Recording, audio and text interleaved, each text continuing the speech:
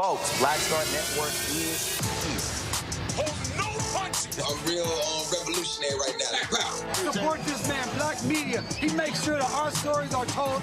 Thank you for being the voice of Black America, Roland. Stay black. I love y'all. All momentum we have now, we have to keep this going. The video looks phenomenal. See, there's a difference between Black Star Network and black-owned media and something like CNN. You can't be black-owned media and be scared. It's time to be smart. Bring your eyeballs home. You dig?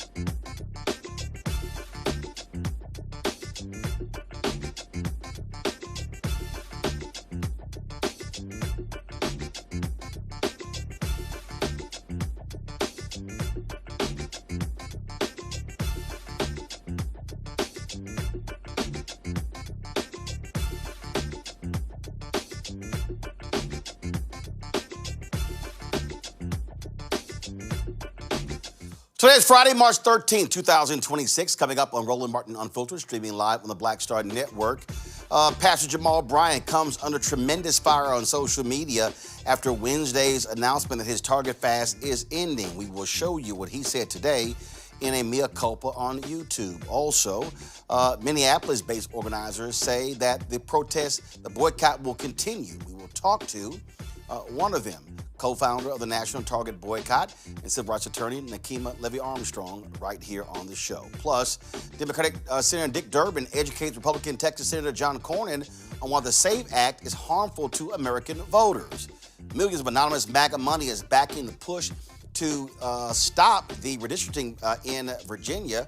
We'll talk to the campaign manager for Virginia's 4 fair elections on the show. Plus, the troubling incident, a black woman forcibly removed from her car by a Texas police officer. Tanisha Thompson and her attorney will join us on today's show. Plus, I sat down with evangelical leader, author Jim Wallace to talk about his new book, The False White Gospel and the Rise of White Christian Nationalism. It's time to bring the funk. I'm Roland Martin Unfiltered on the Black Star Network. Let's go. He's got whatever the miss, he's on it. Whatever it is, he's got the scoop, the fact, the find. And when it breaks, he's right on time and it's rolling. Best believe he's knowing. Putting it down from sports to news to politics. With entertainment just for kicks, he's rolling. Yeah, it's Uncle Roro, y'all. Yeah, it's Roland Martin, yeah. Rolling with Roland now. He's funk, he's fresh, he's real, the best, you know he's Roland Martin now.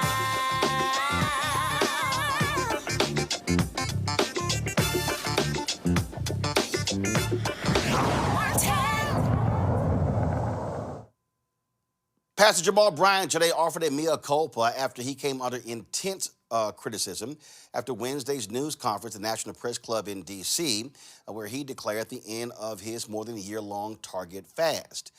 Many people said, how can you call for the end of a boycott when you were not the only person involved in the boycott? He took to his Jamal Bryant podcast to set the record straight. It was a more than 20-minute video he did. Here's an edited portion of his comments. The very last thing I ever want to do is be a proponent of division or divisiveness. I want us to be together as one. This week, I failed at doing that. When it is that I called for the end of the Target fast, most in our community and culture were disappointed, angry, frustrated, and bewildered. What did it mean? Have you sold out? Have you given up? You waved the white flag? And emphatically, the answer is no. Publicly, privately, to the press and in conversation, I have heralded out loud the remarkable leadership of Attorney Nekima, Representative Nina, and Sister Soldier Tamika Mallory. I think that they are incredible leaders. And I don't want history to record that I tried to stand in the way of the leadership of warrior women. I absolutely tip my hat to them for their innovation, for their courage, for their passion, and their fire. It was my intention then, as it is now, to walk alongside them, but to never walk in front of them. Let the record reflect and show that it was Black women that started this movement. It was Black women who were at the helm. It has been my privilege to stand alongside them. I am grieved that because of the pain and the trauma and the triggers of leadership of days gone by, it was an immediate presumption that we have been bought off, or that I have been bought off. And I wanted to tell you, as God is my witness, I have not, and I would not. I am grateful to be free, to know that what it is that I do is because a charge I have, and a God to glorify. In this year, I would be derelict and irresponsible if I did not take a moment to thank the Chamber of Black Commerce, led by their fearless director, Ron Busby. He walked alongside us and said, Jamal, while it is that you're calling people away from Target, you should be directing people to Black business. So when 300,000 people signed up at targetfast.org, they received a digital directory of Black businesses around the country because we wanted to make sure that Black businesses thrived. Not only did we do that, but I want to thank 5 partner churches. The Wheeler Avenue Baptist Church in Houston, Texas, pastored by Marcus Cosby. Reverend soon-to-be Congressman Frederick Douglass Haynes III at Friendship West Baptist Church. My comrade at arms, Dr. Charlie Dates in Chicago at the House of Hope. Reverend Stephen Green at Allen Cathedral in New York. And of course, right here in Atlanta, the New Birth Missionary Baptist Church. Last year, we set up bullseye markets where over 100 vendors went to each location, geographically, regionally, so that Black people would circulate their dollars and understand that we have a responsibility to exercise the Kwanzaa principle of cooperative economics. I want to pause and extend my heartfelt commendation to the Black businesses who over this past year have had to pivot and had to contort because of the adverse impact of this boycott. The Black businesses that were on the shelves of Target who have seen a significant drop in sales because we were not there. We want you to know that we love you, we support you, we stand with you, and everywhere outside of Target that we can be of a benefit and an ally, I want you to know that we are committed to it. The authors who pulled your books off of the shelves because you stand in alignment and stood in agreement, I am most grateful for you making the sacrifice for the larger good. The last 72 hours have caused me to do a lot of soul searching to figure out where it is that we are, what it is that we've done, and what missteps were made. And I wanted you to be mindful that there were no private deals. And I've been grateful to be a part of it and excited to see your stick-to-itiveness and your passion, even when it came to having to check me. I laid down on the train tracks. Y'all came and got me. And it was well-deserved, well-served, and it was well heard. And so to be clear, as hearing from Soldier Tamika Mallory and Representative Turner and Nekima, they have every intention of moving forward. And I believe that this is the hour where Black women lead. I believe that this is the hour where Black men take their rightful place in their rightful position. I am their brother and glad to walk behind them or beside them and always available in any capacity, if necessary, to be able to be a partner. And I would ask that in this hour, that we would in fact take our cues from sisters. I'm glad to be a part of the journey and have been a part of what it is that God has called me to do in mobilizing congregations and churches and pastors all over the country. The real test of who we are is, can you follow when you are not leading? Can you follow when you are not in charge? And I am humble enough to realize that I am graced to be a part of a company of amazingly strong leaders.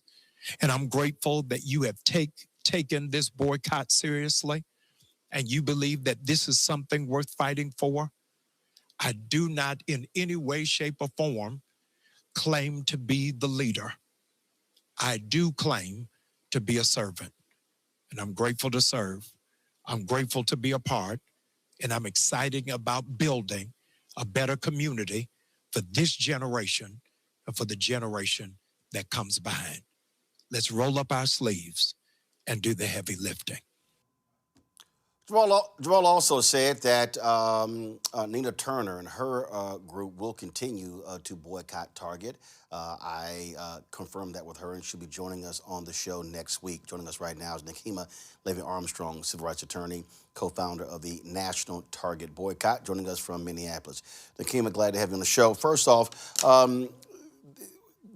there's been all sorts of, a lot of people don't even understand the timeline, all sorts of who's doing what. And the reality is your group called for a boycott in Target, boycott of Target. Nina Turner's group called for a boycott of Target. Both of those commenced on February 1st. And Pastor Jamal Bryant's Target fast started on March 5th, which was initially supposed to last for 40 days and then go further. So in terms of where, so talk about what has happened over the past year in terms of your organization in this boycott, and how have you been marshaling folks nationwide? Well, first, I want to say I feel like I just watched a theatrical performance, and I need a palate cleanse after what I just heard, which I do not feel is genuine based upon my own experience in dealing with Jamal Bryant. He knew full well what he was doing when he flew to the National Press Club in Washington, D.C. to call a press conference trying to end the National Target boycott. The amount of upheaval that he has caused is absolutely absurd for us as a community to be dealing with when we have shown unity and coming together and withholding our dollars from Target Corporation. Remember, a company that's based right here in Minneapolis, and all the harm that Target has done. So I am just so deeply disturbed at the actions of Jamal Bryant, not just this week with the foolishness of calling this boycott and calling an end to the boycott and claiming he didn't know what was happening, but from the very beginning, when I saw his attempts to co-opt the work of Black women organizers regarding this boycott, people who lived in the Twin Cities, which I specifically conveyed to him as to why this boycott was so important because of the promises that were made after the murder of George Floyd at the hands of the police. And what did he do? He gaslit me when I said, you are trying to co-opt our work. He had a publicist book him on shows like yours, CNN, The Breakfast Club, to peddle a false narrative positioning him as the leader of this boycott. But it wasn't. What makes it even more offensive is the fact that women are the ones who have sustained this boycott. Black women, white women, because we control the discretionary income in our households. So you just subjected me to that. I had to respond to it. I couldn't just answer your question as if that theatrical performance didn't just happen. But the boycott also didn't just involve him. You also had former Representative Nina Turner. You also had Tamika Mallory, co-founder of Until Freedom, and their organizations as well. And then, of course, it spread like wildfire. I remember, Target's memo that they claim was leaked drops January 24th. January 25th, Nina Turner and her organization calls for Target to put DEI back in place, or they were going to launch their boycott on February 1st. On January 29th, you posted on Instagram about your news conference and launching the boycott on February 1st. And then, of course, you had local folks who were on the ground. You had pastors and churches. And then, of course, you had the contingent here in Washington, D.C. that was protesting every week outside of Target. So it wasn't... And we are the ones who live in the place where Target is headquartered. Let's not forget that. Because if any of these people had the power to call and sustain a boycott, then they could have done it in their cities. When you have places like Walmart, Amazon, many other companies that rolled back DEI, and all these people were silent. In our town, when things happen, guess what? We're boots on the ground right away. We don't have to be online calling for a boycott because Target is headquartered here in Minneapolis. So that is what gives us the advantage in this conversation. But if this is a hometown company that made a specific pledge in the aftermath of George Floyd being killed, and the people who stood up and fought for George Floyd were the ones who declared that this boycott would happen. So let's not get it twisted and bring in everybody and their grandma when you know full well that Target is headquartered here. That's why Tamika, that's why Nina, that's why Jamal had to go to Washington, D.C. to call this press conference, because they're not welcomed in Minnesota after their actions. But Nekima, Target, they have all been very disrespectful to people in Minnesota who have launched and sustained this boycott along with our people around the nation.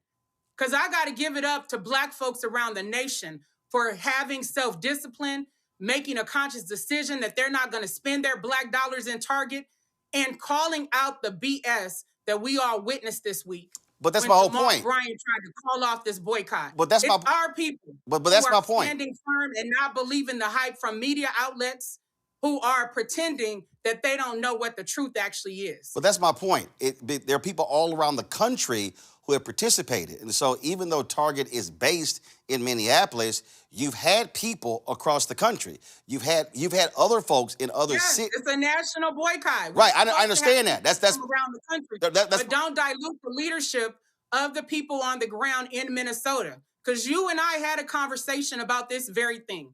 And I told you at the time that Jamal, Tamika, and Nina are not credible. Okay. That is why I would not join the national coalition that you wanted to form in the middle of all of this. No, you and I had a conversation. You and I had a conversation. Well, we had a text or email. Right. No. I'm going to say what it is. I said to you that they're not credible when they're not. No, I'm going to say what it is. Hold on one second. One second. I'm going to hold up 1 second. Nekima. Stand with this man in Washington trying to call for an end to the boycott. Now they're trying to save face, talking about they're still in it. We don't need you in it. Go find something else to do with your time that doesn't involve confusing Black America at a time like this. How can you stand with this man in Washington, then turn around and say, oh, I'm still boycotting. Oh, my organization. No, you made a choice, and so did we. So I'll say this. So again, for any of it. So for the purpose of the audience, when there was the meeting with Reverend Al Sharpton and the CEO of Target, the former CEO of Target, and Pastor Jamal Bryant and others in April, then there was a whole lot of back and forth. That's when you and I talked, and I texted because, one, I was asking what communication was taking place between y'all. That's when you said you did not want to work with them. That took place in April of 2025. So what I am... Yeah, and I told you why. I said I got you. Work with them, and they don't have integrity, Roland. And as you just saw this week, that is a clear example of them not having integrity. So I'm asking you this. Why would Tamika and Nina show up in Washington when this man's agenda was to call for an end to the boycott? Now they're backtracking, claiming the boycott is still on. We don't need this kind of confusion in our community. They can, if they have all this organizing prowess that they claim, then prove it and show us what else you can do. We don't need their help with the Target boycott, obviously. And if the Target boycott wasn't successful, you wouldn't have a divide and conquer strategy where they're sitting here meeting with white leadership from Target, calling for an end to the boycott and nothing to show for our community. So the question it's a bunch of garbage. So I'm gonna go back. And it's not from serious. Serious people don't do things like this. And I'm gonna go back to the original. I'm gonna go back to the original question. You're saying the boycott is continuing. You said that. So the question is, what is we said it from day one that it was an indefinite boycott. And I'm asking. It wasn't 40 days. One second. What is your plan of action for the boycott? 2, what are your demands of Target? What are your specific demands of Target? And 3, have those been articulated to the Target leadership? First of all, when we sent out our press release on January 28th of 2025 announcing the Target boycott, we listed our demands at that time. And during our press conference that happened on January 30th. And as a matter of fact, 2 of our demands wound up on the targetfast.org website because of the trickery of these people involved. So that's number hold one. on, Number two, one second. No, we've Nekima, 1 second. For the people who don't know your press release, what are those two demands? Well, the first one is that the most obvious one is that Target reverses its decision to roll back diversity, equity, and inclusion. That should be obvious. The second demand is for Target to account for the $2.1 billion that it pledged in 2021 in the aftermath of the killing of George Floyd. Our third demand has to do with Target's involvement in increasing the incarceration rate in Hennepin County, Minnesota, leading to a young man by the name of Mahdi Ali, a young immigrant who, at 16 years old, wound up in prison for 2 murders he did not commit. Target had contributed funds to the Hennepin County Attorney's Office, and they said, we don't just want arrests, we want convictions. And then they sent 2 forensic analysts to testify at his trial, leading to a wrongful conviction of a young man of color. This man is now over 30 years old and still in prison for murders he did not commit. Target needs to make amends for all of these things. So when I'm on your show and I'm talking seriously about these issues, it's hard for me to ignore people who are unserious when it comes to accountability, when it comes to truthfulness, when it comes to holding the line for Black America. That is what we have experienced. So even for me to have to sit there and listen to this man go on and on and on with the theatrical performance before I came on you to talk about something real is offensive. And I'm just tired of it. We have bigger fish to fry in the Black community. We're dealing with the attacks by the Trump administration. We're dealing with ICE busting down people's doors. We're dealing with them trying to erase Black history. We're dealing with hundreds of thousands of Black women who have been unemployed since Trump took over again. And now here we are in the midst of all of this, dealing with some foolishness that didn't even have to happen. So no, we don't need Tamika or Nina involved in any further organizing around the Target boycott. They helped to make this mess. They need to take that energy and go with Jamal and do something else. So the question is, who is allowed to participate? So if there are other organizations, everybody else. No, 1 second. One second. Hold on, Nekima, 1 second. If there are organizations, if they're out there who want to participate, what is the process to bring them into the fold? They're more than welcome to participate. The process is to continue getting the word out that the boycott is still going on. Here's my point. Individual communities. Well, I am an organizer, Roland. You are a media person. Okay, let's understand. I know that. And so what I'm asking is, how many protests, demonstrations, everything else that I have successfully organized. So as an organizer, understanding decentralized leadership, it's asking people, number one, continue to spread the word in your networks and in your community that the Target boycott is still going on. And as a matter of fact, to double down. Number two, if people want to organize actions within their community, whether it's a demonstration outside of Target, in Target, letter writing, please do that. People can know how to participate, and they have been. My problem comes in when you have people positioning themselves as leaders who have a completely different agenda to co-opt, to cause confusion, to call off a successful boycott. Why are you involved? You made your bed at the Washington, D.C. Press Club. So the reason I asked the question, okay, so the reason I asked the question, that the boycott was over. Nekima, so why are you continuing to be involved? That's my question. The reason I asked the question, because you just said decentralized. And so if there is somebody else out there, another organization who decides to do it, and then all of a sudden, let's say they start taking meetings with Target. So what I'm asking is, if you're saying, hey, we're leading this boycott, we're Minneapolis-based, how do you want to communicate and convey when it comes to strategy, when it comes to doing all of that with other folks who are getting involved, as opposed to them doing whatever it is they want to do? Because if that's the case, you may find yourself in the exact same situation we're in right now. So how we won't find ourselves in the exact same situation, because the vast majority of the people helping to lead in their cities actually have integrity and are operating with integrity? Did you see any of them calling a press conference in Washington, D.C. trying to end the boycott? No, what you see is collective action. People using social media to get the word out, people holding demonstrations like they've been doing in Washington, D.C. in front of Target to get the word out, people working through their networks, people sending letters to Target, writing op-eds, withholding their spending, finding other places to shop. Even when Reverend Al Sharpton was taking people into Costco as a part of the strategy. That is not the same as what Jamal Bryant, Nina Turner, and Tamika Mallory have done. So please don't try to conflate the two. No, I'm not. No, actually, I'm not conflating. I'm not conflating the two. I'm not talking about organic organizing, which is what people are doing. And some people have taken meetings with Target. And that's fine and dandy if that's what they want to do. It doesn't mean that there's going to be an end to the boycott simply because someone takes a meeting with Target. We were offered a meeting with Target, and you know what we said? We will only meet with Target if the starting point for the conversation is them reversing their decision to roll back diversity, equity, and inclusion. If that is not on their agenda, you're not going to waste our time. We're not playing these games with these people. We are winning as a community.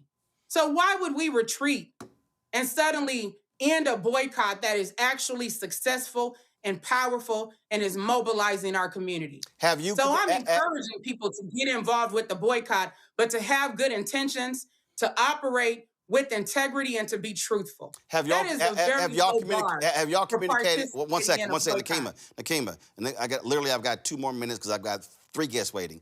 The question. Well, you spent 10 minutes letting us watch the theatrical performance first of all, Nekima, first of all, this is my show. And I covered that today. No, Nekima, one second, Nekima,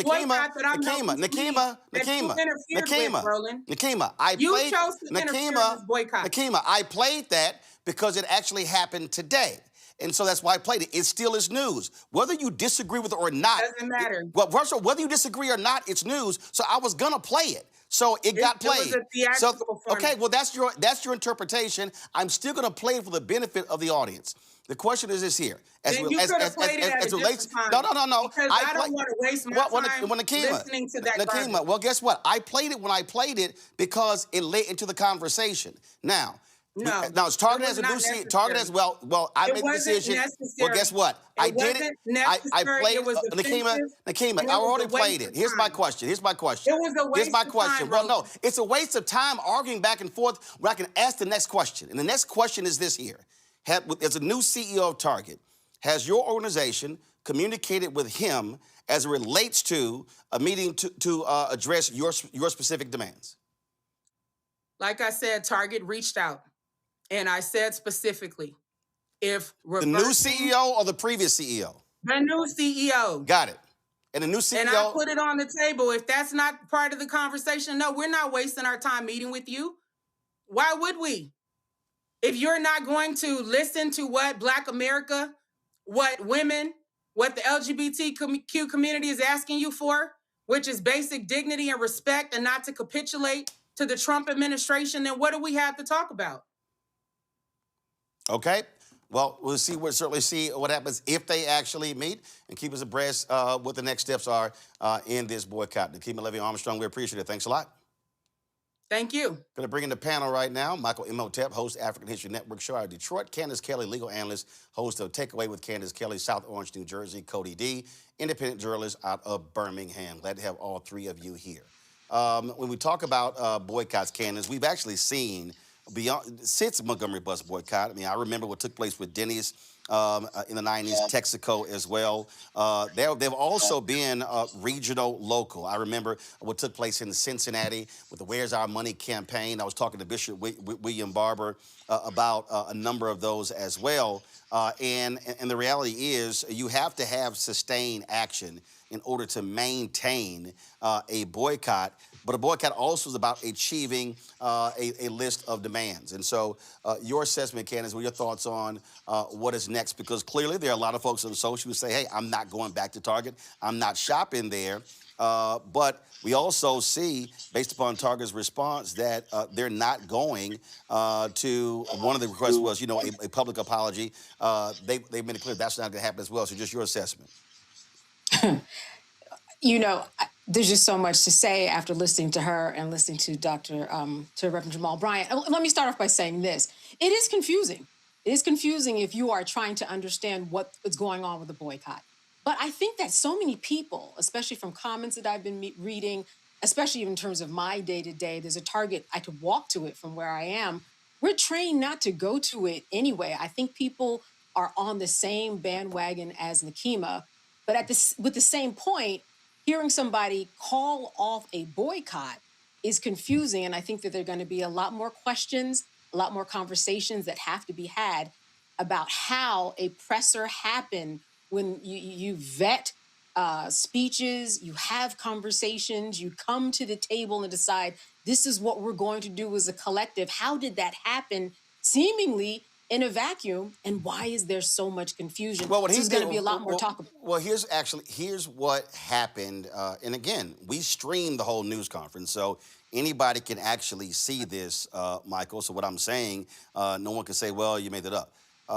What Jamal Bryant said at the news conference was that the Target fast portion of the boycott was ending. That's what was launched on March 5th. Was 40 days during Lenten season, but it was extended after Easter Sunday, so that's what he said there. Now, how media framed it or extrapolated that is that the boycott is ending, as opposed to this portion of the boycott. That's what was stated. Now, people can disagree with that. People can say, he meant one thing and another, but I'm just simply repeating exactly what was said at the news conference. You're absolutely correct, Roland. And I actually watched the news. The sound is really off in terms of what I'm getting, just FYI. Candace, hold on. Michael, go ahead. Guys, y'all. You're absolutely correct, Michael, Roland. go ahead. And you're absolutely correct. And I actually watched your broadcast of the press conference. So my interpretation of this is different than a lot of people on social media. Number one, Pastor Jamal Bryant, and I'm not taking sides, I'm just stating facts. He made it clear. He was talking about the Target fast was ending. The Target fast that he initiated, as you stated, March 5th. It was originally supposed to last 40 days. It was extended, lasted 400 days. I post a lot about this on my social media platforms, and I read a lot of comments from different social media platforms. The average African-American commenting really does not know the difference between the Target fast and the nationwide Target boycott. And on top of that, a lot of white media coverage didn't really make a distinction between the two of them. And one of them is the Star Tribune. Their headline, National Leader Calls for End to Target Boycott After Diversity Pullback.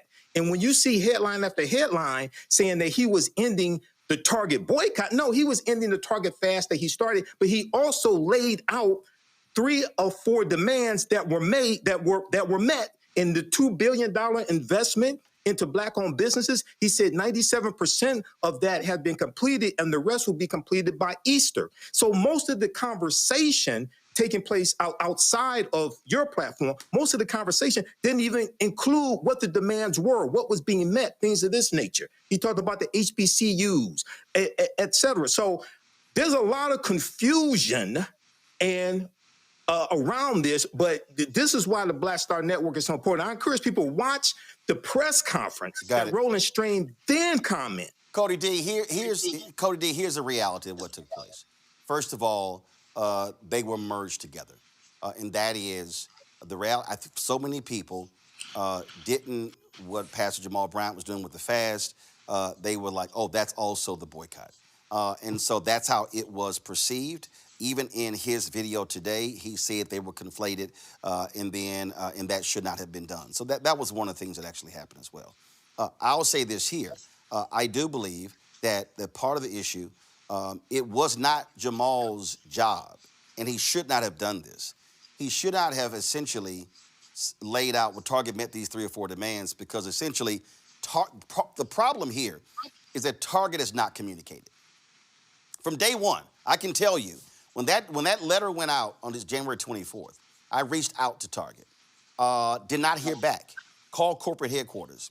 Target has done an abysmal job of communicating with the black community, even communicating with their own people who they actually fund. And so they have been silent. Now, I've said this on the show. There are so many factors here that have to be dealt with. And that is, there's a class action lawsuit that Target is facing from its shareholders suing them, saying that they did not fully lay out the risk of DEI blowback. You got Donald Trump targeting these companies as well. And so you have all these things going on. The biggest problem, Cody, with Wednesday was that there was not clarity from all folks as to what the next steps are. And so it was positioned as a community update on the boycott. And all of a sudden, Jamal says the fast is ending, and then Tamika and Nina are saying, hey, we're not going to continue shopping with Target. So in many ways, it was mixed messaging. This is where all of the folks who were involved should have been very clear, and everyone should have known what each person was going to say on there, and then go over to say, hey, how is this going to be received? Because what you say is one thing, but how something is received is another. Right, absolutely. So, if I'm being completely honest, if I'm taking Nekima's accounts of everything, first of all, I did not know Nekima was the person on the ground in Minneapolis doing this work, leading the boycott. I did not find that out until reporter Georgia Fort was on the ground to say, hey, this whole announcement is confusing. And it gave me just a little bit of clarity as to what was going on and why there was so much backlash on social media. And then even hearing the conversation today between you, Roland, and Nekima, she even answered some of the questions that I've had over the last year, which is, okay, why are we targeting, why Target and not Amazon and not Walmart when they also rolled back their DEI programs? But let me just finish. Actually, go ahead. I'm going to answer that part. I'm going to answer that part. So go ahead. Well, no, I wasn't finished. No, that's what I'm saying. But go ahead. I now understand that the original or the origination of the boycott was because Nekima was on the ground in Minneapolis doing the work.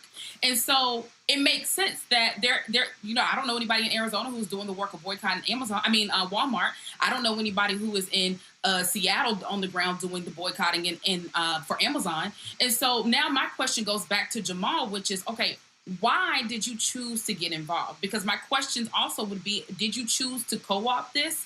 What was the point? Because you're now saying that you want Black women to finish and continue to lead this ongoing boycott. And if I recall correctly, he said that he had been working with Nekima this whole time. She's discrediting that claim.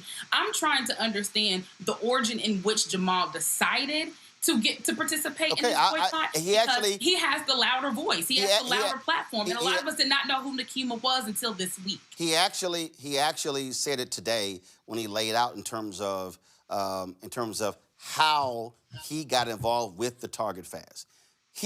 And this is the thing that when I look at timelines, okay, I remember all this. We were covering it in real time. The Target letter dropped on January 24th. On January 25th, Nina Turner's group, Strike for All, posted this on Instagram. They posted boycott Target starting February 1st.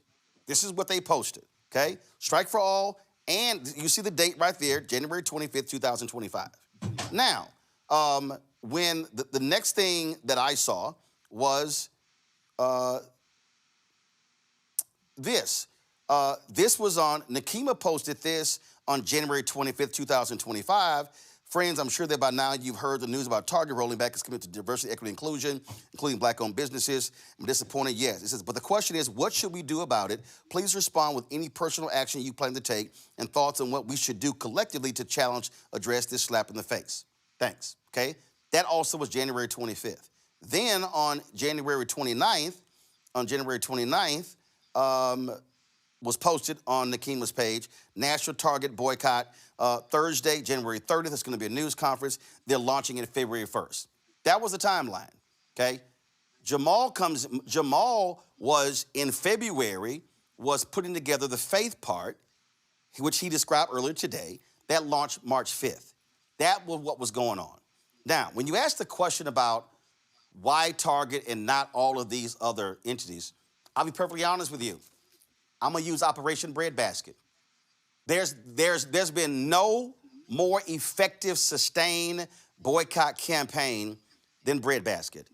This idea originated with Reverend Leon Sullivan in Philadelphia, where he was targeting businesses in Philadelphia. He tells Dr. King this. King said, come present to the Southern Christian Leadership Conference in 1966. King says, we're going to adopt that. We're going to rename it Breadbasket. He puts Reverend Jackson over it. And so what they did was, and again, they said, in order for you to have success of a boycott, you can't do 3, 4, 5 at one time. You got to do one. You do one, you target a particular group, and then all of a sudden, you build off of that, and then it becomes, okay, who's next? And so, and I remember vividly, people were saying, well, Walmart, it should be Amazon, it should be this company, this company. In fact, a lot of people forget, in June, Jamal said, we done with Target and we going Dollar General, but guess what? There was no groundswell to Dollar General. Why?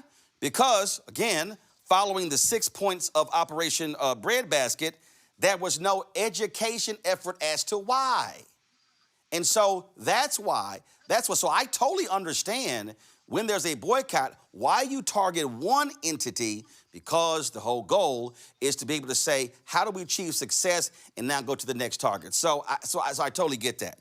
The thing here, and listen, let me be real clear. I had no issue if Nekima's group wanted to come on this show. They never reached out. See, again, there were many people who were involved. We covered this story in significant ways. Guys, what's going on with it? Come on, please fix this. What's going on with the video? We covered this in many different ways. So what happened on Wednesday, and we're here on Friday, and this is the mess that is created, because this is why, if you do not communicate beforehand, if you do not see through all the pieces, if you don't say, how is this going to be received? What's going to be the reaction? How should we do this? Then this is what you get.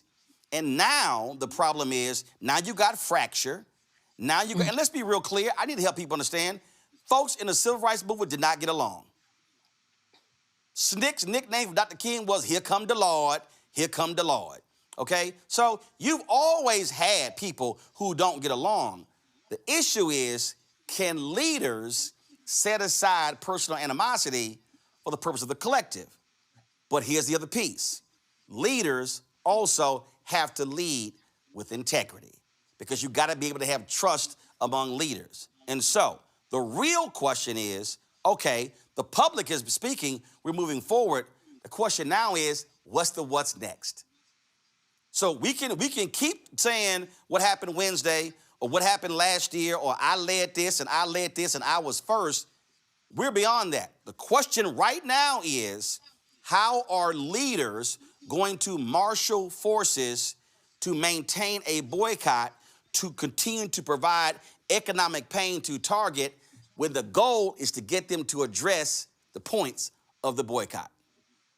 That's what folks actually now have to confront. All right, folks, let's move on to our next story. Are we dealing with Virginia, or are we going to do a Dallas story? All right, so you might have seen this video on social media of a black woman with her child who was given a ticket by a cop led to an arrest. Roll the video.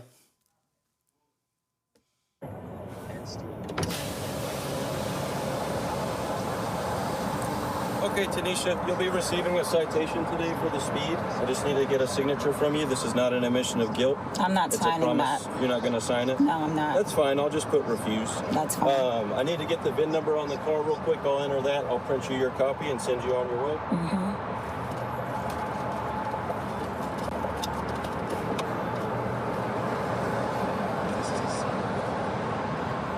There's your registration sticker on the car. I just bought this car, so I'm waiting for it. Any more questions? I'm just asking. Okay, and I told you. Do you have your bill of sale with the car then? No, I don't. Okay, you should probably carry that with you if you're not going to display your registration sticker. Well, I wasn't told that, so you might need to get updated on the laws.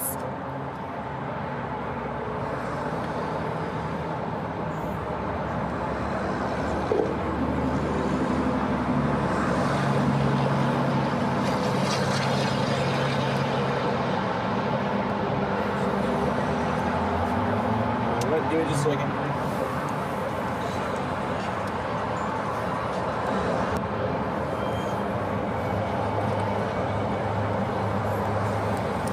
All right, here's your copy of the citation. As far as the bills, you don't want to take it? No. Well, it's here, take it because it's your citation. I don't want it. That's your citation. That's littering. Step out of the car. No, don't do that. Yes, ma'am. Fuck off my Step car. out. I'm not stepping Step out. out. Look. Mom, chill out. Mom, I'm not doing. please chill out. Yes, out. I'm not touching. Mom, please chill out. Mom, Mom, please chill out. Mom, don't please chill touch out. me. Step Don't it out. I'm Mom, not please stepping chill out of out. shit. Call Step your out. motherfucking I am the supervisor. supervisor. You're not the supervisor. Yes, I am. Call your I am the supervisor. corporal. A Step out. supervisor. I'm not Step stepping out. out of Mom, nothing. chill out. Get Mom, your chill out. fucking hand Please, off please me. chill out. Mom, Get please your chill hand out. off me. Get your hand off me. I will step Step out when out. the supervisor gets. I I'm am not the stepping out of supervisor. nothing. Ma'am. Get your hand off Tanisha. me. Get your hand I'm not off letting me. go. You littered. You I dropped am the not. ticket, not me. I put the ticket in no, the car you dropped the because ticket, that's your not copy. me. You dropped the ticket, not me. Get your hands off me. Take the you're ticket and touching go. me. Give me the All right. ticket. Yes, You're touching me forcibly. You're holding me Because too tight, and you're being out of line. Just get the ticket. Y'all see Just this, get the right? ticket. Sir, I'm sorry. Can Stop. she just get the ticket? No, you stop. Stop. Why are you holding my arm like Because this? I gave you the Why? ticket, No, you then did you not. proceeded You to throw dropped it. the ticket, I not put it me. in your car, I told you I did and not you want it. proceeded to You throw it out of dropped the it. car. You dropped it. You're doing too much. I'm not afraid of you. Get your That's hand fine, off but of I've me. asked you You're to step holding out of me the car. forcibly for no reason. Because you need to step Get out your of the fucking car. hands off Step me. out of the car. No, what am I stepping out of the Is car there for? anything I can do to get you to comply? Look, Mom, he just said take the To ticket and we can comply. leave. You He threw said the take the car out ticket of and we the can No, leave. I did not. You did that. He said you take threw the the ticket and ticket we at can me. I leave. gave it to you so You you threw could the leave. ticket at and then me. you grabbed it Okay, and threw it out. give me the it's ticket. on your phone video. Give me the ticket. No, Give me the we're ticket. past that. Okay. You're under arrest. Step For out of what? the car, littering. Okay. Step out of the car. No, I'm not. You're under arrest. No, when the Yes, ma'am. if he just when your grabs it, can we colonel please gets leave? here, No, we are then I will beyond that. step out. Step I'm not out. getting out of the car. I'm with Step my out. I'm with my Gosh, child, bro. and I'm not I doing understand that. you're with Call your your child. father right now. Step out of the car. I'm not. Step out I'm of not. the I'll car. step out when another officer gets here. I'm not Step stepping out. out. I don't trust you. You're holding me too strong, and I don't Because trust you. I don't you trust don't you have to to not hold leave. me like I'm not going anywhere. Where am I I gonna will go? stop holding I'm not you if gonna you go step out of the anywhere. car. I'm not stepping out of the car. You need to Call step your out of the colonel, and car. I will get out of the car. This is You're resisting holding me. arrest. I'm not resisting arrest. I'm not. you're not What am I answering under my arrest order. for? What am I Littering. under arrest for? I didn't litter. You You threw did the that. ticket No, out the I did not. window. You did that. You did that. It's all on camera. You're So correct. when your colonel gets here, then I will step out. I have my child with me. I am I'm the not getting corporal. out of. You have a supervisor, okay? I am the So when your supervisor on duty. supervisor gets here, then Video. That's Tanisha Thompson. She was with her 15-year-old son, Syer Timmons, as they were driving through Hurst, Texas. She joins us right now, along with her attorney, Lee Merritt. Glad to have both of you on the show. First and foremost, Tanisha, in the video, you say that the police officer dropped the ticket outside of the car. But the video has it where he tosses it inside and you toss it outside. And we hear your son saying, "Mom, chill out," and back and forth. Take us through that particular point there, because the video disputes that. So just take us through what really was going on there. Roland, I have to slow I her was saying down. that I've he asked her threw- not to answer factual questions because we're in the middle of a federal civil rights investigation. Okay. That will likely lead to litigation. So she can talk about the emotional impact and how she felt about the encounter. But I'll be happy to answer any factual questions. Okay, if you can answer that, because again, listen to the video. She says that he threw it outside, but in the video she tosses outside. Walk us through that. Explain that. Sure. I want to clarify. I hear you saying that she said he tossed the ticket outside. What she said was you dropped it. He dropped it on her lap. Got it. Yeah. And so I think what she said was consistent with what the video, what occurred in the video. Now, what occurred in the video, whether the officer should have given her the ticket or placed it on the ground, it's a receipt of a citation that's already been electronically issued. He had her ID. She complied with the law, which was to turn over the ID and receive the citation. If he was upset that she responded to him dropping the ticket on her lap by tossing it out of the window, and the officer made a decision to give her an additional citation for littering, then he could have done that with the ID information he already had in his possession. His decision to make a criminal arrest, to physically remove her from the car in front of her 15-year-old child, is not only abuse of discretion, but it's an unreasonable seizure under the Fourth Amendment. And that's what we're investigating, whether this is the pattern and practice for the city of Hearst in general. Tanisha, what was it about this incident that made you so upset? Well, I don't think y'all have the full video, because he had already approached me and was telling me that I was doing, well, I'll let Mr. Mayor answer that, but he had already approached me before the start of this video saying whatever he was saying. And that's not what happened. And that's the reason why I told him I was not signing the ticket, because of what he said. And I mean, I really don't know what to say besides the fact that when I didn't have a problem stepping out the car, but I didn't want to step out the car without a supervisor there, because the way he was holding me, I didn't like the way he was holding me. And I kept telling him, you know, you're holding me too tight. And it was unnecessary. And I just felt like, I don't know, there's so many ways that I can look at it now, but at the time and that moment, I really didn't feel safe, and I didn't want to get out of my car.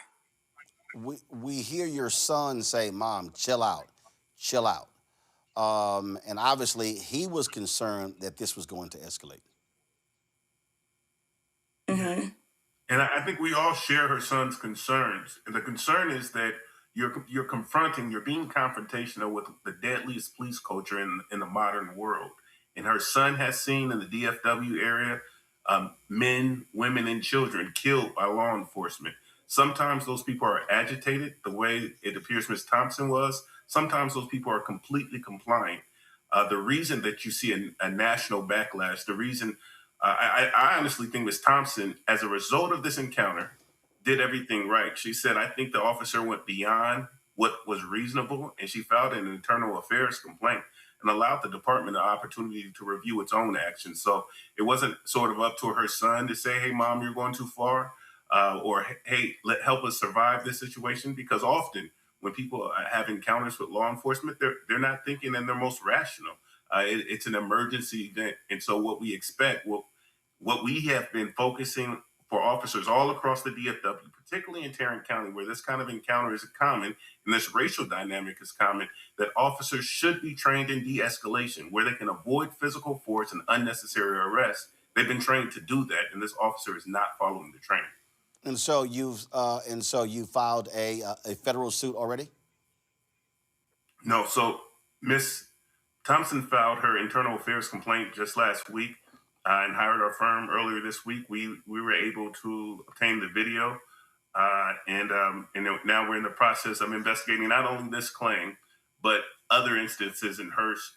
We'll be attending the local city council meeting, the upcoming city council meeting on Tuesday, to see if there are additional people that would add to the Monell claim that we're preparing against the city of Hearst, and who would add to, who would call on the city council member and the mayor to address the policies and procedures within the region. And last for Tanisha, how is your son after all of this? He's a little shaken, but he's fine. Okay. Well, certainly keep us abreast of what happens next in this case. Tanisha, we appreciate it. Lee, Mayor, we appreciate it. Thanks a lot. Thank you. All right. Going to panel. Let's start with Candace, your assessment. Well, listen, there comes a point where the officer, like Lee Merritt said, has the opportunity to de-escalate. That's their job, that's their role, that's the goal. And that did not happen. And we know, even if your ticket flies off your car, you're still getting it in the mail. So the fact that he wanted her to get it and to take it and to sign it, that actually didn't matter. So by a lot of accounts, in terms of the history, in terms of what police are supposed to do, and the way that plane tickets are handled for speeding, this was ridiculous. This was over the top. She's got a very strong case. Granted, she got a little rah-rah, where a lot of people would say, why would you do that with your son in the car? The bottom line was that his role was the superior role, in order to take things down, and he did not do that. And that was a violation of her rights. Michael? Yeah, I agree with Candace.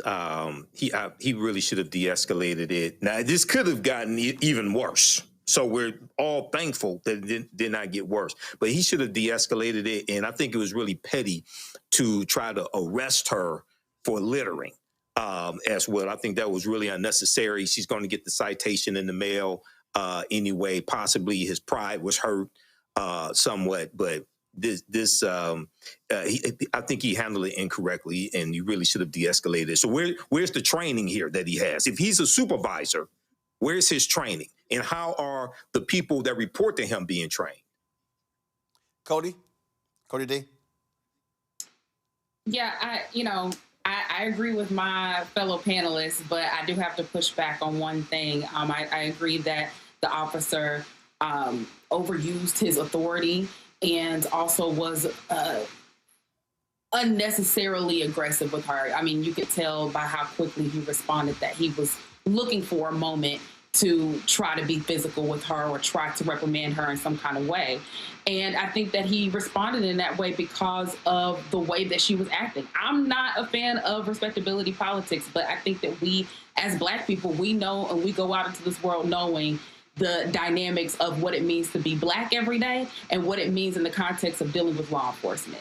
And so a lot of times that means, okay, I'm not going to do anything extra to agitate the officer. I'm just going to say, yes, I'm going to give basic answers. I'm going to make sure that, I do what's necessary to make sure that this situation does not escalate. And I'm not, by no means am I saying that this is her fault, but I do think that we have to remember who we're dealing with when we go out into this world, unfortunately, because we know the history of how law enforcement is with Black people.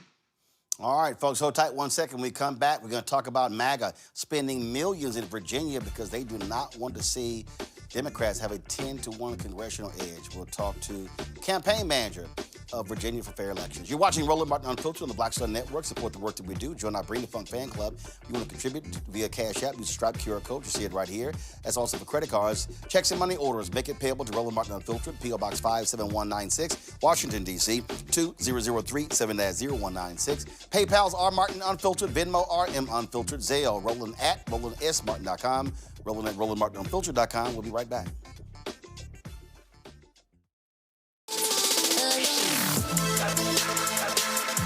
Hey y'all, welcome to The Other Side of Change, only on the Black Star Network and hosted by myself, Bree Baker, and my good sis, Jamira Burley.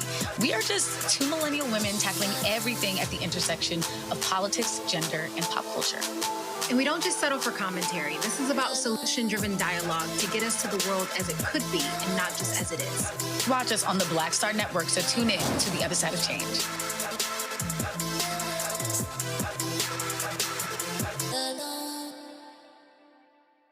Hey, I'm Malcolm Lee, and you're watching the Black Star Network. Millions of anonymous MAGA money being poured into Virginia to support the No campaign opposing the April 21st referendum that will deal with changing the congressional maps. That's right, it's fueling a lot of misinformation aimed at confusing voters across the Commonwealth.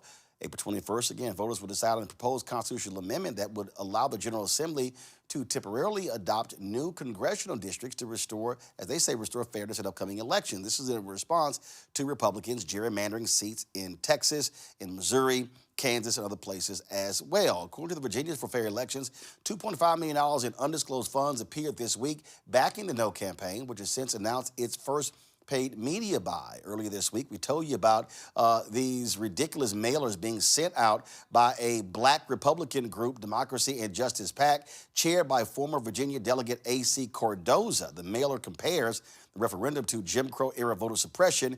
It includes images of Klansmen and civil rights marches and urges voters to vote no on the measure, which would allow the state to redraw its congressional districts, which would actually, because more Democrats are on the Democratic side, would actually empower African Americans more than it would take power away. Karen Dongo is a campaign manager at Virginia for Fair Elections. Glad to have you here.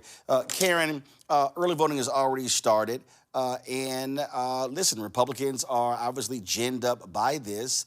And so this money comes in. It's going to seriously help your campaign. What is your strategy to get Democrats? Listen, you got a Democratic governor, you got a Democratic House, you got a Democratic Senate, you had the Democratic Lieutenant Governor, Attorney General, all elected. You swept these races. But how do you get Democrats to realize that going for a 10-to-1 map can actually help the party in the state, but also nationally? So first, thank you for having me. But what we're doing is ensuring that Virginians understand the context here. And the context, just as you said, is that MAGA Republicans are trying to rig the election to concentrate power in their own hands in order to continue bad policies, the policies that have led to higher healthcare costs, higher energy costs, higher grocery bill costs. So what we're telling Virginians is we have the opportunity to say enough, to say we are not going to accept any more of this rigging the elections to concentrate power for another 2 years, another 4 years in the hand of MAGA Republicans. And in Virginia, as you say, early vote is going on right now. We are encouraging voters to vote yes on this redistricting referendum that takes power away from MAGA Republicans and put it back in the hand of voters. It is really important that we show up and vote yes, because that will allow us to have the elected officials in Congress that are actually going to put our needs, our policy prerogatives ahead of selfish needs that we see going on right now in our country. One of the things that we say. Go ahead. One of the things that we're telling Virginians is that this is a temporary measure that is addressing the emergency going on in our nation right now. You asked me how we're doing it. One, we're on the ground door knocking. We have been up on air with ads for several weeks now, including an ad this week from President Barack Obama. We are doing mailers. We are doing town halls and community conversations, and we're deploying our validators, trusted voices in Virginia, to talk about this measure and to clearly state why it's important for us to vote yes here. How do you respond to your opponents who say, but you're trying to rig it as well with a 10-to-1 map? And so, and there are Democrats who say, hey, man, wait, what are we doing here? So what are you saying to them who are listening to that message and they're saying, that's not fair? How do you respond to it? It's not, we're Democrats, what we're doing here is the maps are more competitive. I think it's a misstatement to say that we're giving, creating maps for Dems only to win. I mean, this is Virginia. For Democrats to win in Virginia, you have to do the work, and not just the work. You have to have better policies and run good candidates. There's no slam dunk effort here in Virginia. The maps now are more competitive. And yes, as you have said last year, and for some years now, Democrats have been able, when running good candidates, when running on better policies, policies that Virginians care about, we're able to make a lot of inroads in Virginia. But the work continues. So it's really a misstatement to say that this is a 10-1 map for Democrats. That's not the case at all. What is the case is that the map is competitive. And now, after the referendum on April 21st, if we vote yes, candidates and incumbents still have to go out and do the work and state to Virginians, make their case to Virginians, the policies. Now, Virginia leadership, the Democratic leadership in Virginia, has been able to deliver for Virginians. That's why they're trusted voices in this measure right now. And that is why we're seeing voters really respond to the yes campaign here. Questions from my panel. Cody D, you first. Yeah, so what is some of the messaging that you all are working on and making sure that it's being equitably shared throughout all communities? Yeah, so one of the things that we are talking about is the importance of leveling the playing field. We can't show up to a knife fight with a stick. So allowing Texas, allowing other states rig the elections to keep their policies. Let's take this back a little bit.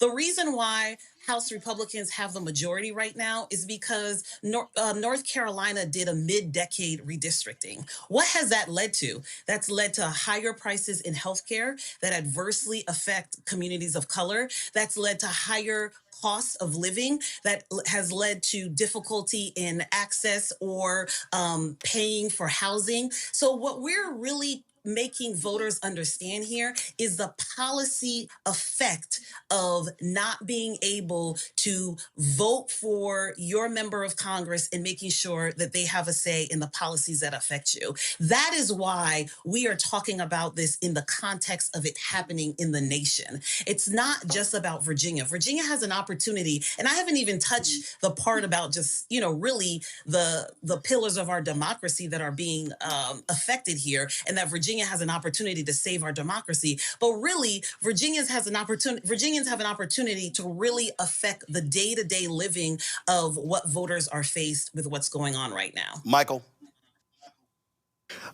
When we talk about the mailer that was sent out that used Jim Crow era language and referenced the Ku Klux Klan, things like this, the question I had was, how are African Americans that you're talking to, how did they receive that? How did they interpret that? And where are you pointing them to, or what type of information do you give them to give them the truth and combat those lies? Yeah, it was very offensive. People received it like I received it. It was very offensive. And I also think it continues to reinforce the stereotype that the Black community is not educated on policies and politics. And I think that's really offensive and wrong. To assume that if you just put up an image, if you just say a phrase that, voters are going to get scared and they're going to, vote your way. Whereas on the Yes campaign, we are really taking the time to explain. I've done so many town halls and meetings to explain in context why we believe it is important to vote yes on this referendum. Why we believe that if we do not step up to MAGA Republicans, they're going to continue to be detrimental, not only to Virginians, but to Americans nationwide. And I think simply sending out a flyer with imagery from a painful past in American history is offensive to think that you're just going to bully or scare people into voting your way. And that's not how we do things, and that's not how things should be done at all. Well, before I go to Candace, I'm telling you right now, I know what I would be doing. I would actually be putting my own mailer out saying, hey, Black Virginians, MAGA wants to defund Black America. Hey, Black Virginians, the reason 300,000 Black women lost their jobs in 2025 because of Donald Trump policies. I would sit here and say, hey, Black Virginians, when it came to Black people having sewage backed up in their lawns in Loudoun County, Trump killed that because of DEI. How about that HOA lawsuit that should have been filed where they discriminated against Black people in Dallas? Trump pulled that. Of course, the $1 billion that supposed to go on to Harris County after the hurricane, the HUD was going to sue, the Biden HUD was going to sue them for that. Cancer Alley in Louisiana. And so I'll be honest, I know exactly the mailer that I would be sending to Black Virginians if I'm y'all campaign, and that would be if you don't want to see MAGA destroy Black economic rights, Black civil rights, Black education rights, then you should vote yes. But that's just me. Candace. It sounds like you're about to run for office. No, I ain't run. No. That's a pay cut. I can't do that. I'm wondering, what are you hearing on the ground from voters that we may not be hearing because the media isn't covering it or because we're just getting mixed messaging? What are you hearing from voters or anybody that we just may not understand and you'd like to maybe clear up? Yeah, I think the important thing that I want voters to know, first of all, here in Virginia, we're in a great era where we have extraordinary Black leadership. So it's really important for voters, to also know that.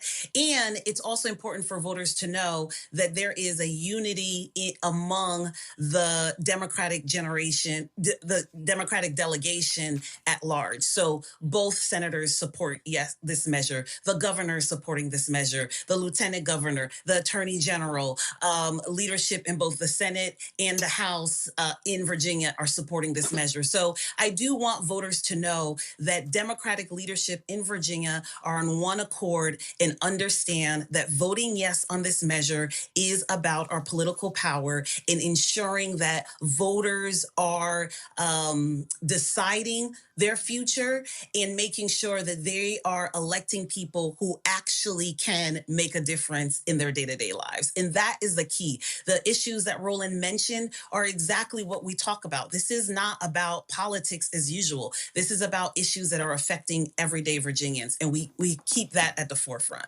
All right. Early voting is happening right now. Is it 7 days a week, 6 days a week? What's the early voting in Virginia? Early voting is happening right now in Virginia. You can early vote from now until April 18th, and then the election date is April 21st. If you need to know where your early voting location is, go to iwillvote.com, and it will tell you, put your address, and it will tell you exactly where you can early vote right now. And I just want to say thank you for having me, but I urge Virginians, vote yes on this referendum. Vote yes to level the playing field. We cannot bring a stick to a knife fight. Vote yes for fair and free elections, and vote yes to stop MAGA Republicans from continuing this poor policy that we see going on in our nation. All right, Karen, we appreciate it. Thanks a lot. Thank you. Again, to the panel, again, for me, again, I would be, look, I believe in you. I believe you hit somebody in the face. And I would also make it perfectly clear that if Democrats take control of the House, you're going to have 15 to 20 African-Americans who will be chairing committees, who will be in charge. That's, to me, that's also critical messaging. Because, see, when we talk about black power, and see, and this is where these people out here, Michael, all these simple Simons who say, are you trying to get us to vote Democrat? Fools, this is real simple. There are 4 black Republicans in the House. 4. Because they all ran for office, there will be 0 black Republicans in November, in January, unless somebody wins this fall. You've got a hell of a lot more on the Democratic side. So the reality is, if Democrats are in charge in the House, black members have the gavel. They chair the committees. They control the money. And so that messaging has to be explained to people as well. To me, listen, save democracy means nothing to me because I just don't think for the regular person that resonates. But I'll say this here. I will send a flyer out. Do you want to see 10 black caucus members, a chair of House committees? Vote yes. Yeah, I would connect the vote to the policy and the benefit of the policy. $17 billion for HBCU. Right, but that's black power. But that only happens if Bobby Scott is the chair. Yeah, I agree. So connect the benefit of the policy to the vote, and then putting African Americans in a position of chairs of various committees. Connect the two. Yeah. And so a lot of people don't operate on that sophisticated level, Roland. Okay, but actually, that ain't even sophisticated. That's basic. Cody, no. I'm serious. Cody, they complicate this. This ain't complicated. I believe Joe Madison, God rest his soul, always said, you gotta put it where the goats can get it. I'ma make it simple. I agree. You vote yes 10-1, Bobby Scott is the chair of the Education Committee. Benny Thompson chairs the Department of Homeland Security. You don't like what's happening with ICE? What then happens if Benny Thompson is the chair of the Oversight Committee? I'm gonna make it plain, Cody. Yeah, I mean, that was the question that I was trying to ask. I may have not done a good job at asking the question, but I essentially was wanting to know what were they doing to combat these mailers that were sent out? How was the messaging going to be received or sent out to the groups of people who did receive these mailers? Because I agree with the guest. Black people are politically inclined. We understand and know what is going on in this country. We understand and know our history. But a lot of times it's the messaging. How can we be reached? That's why I do the work that I do. I am trying to inform people and reach people in a way that traditional news outlets do not. So, you know, you asked the question that I essentially wanted to know too, Roland. How are they going to combat this so that it's effective when the voting starts? Candace, I'm real simple. Donald Trump hates Black America. Black Virginia, send him a signal and vote yes. I'm and good. As you said, yeah.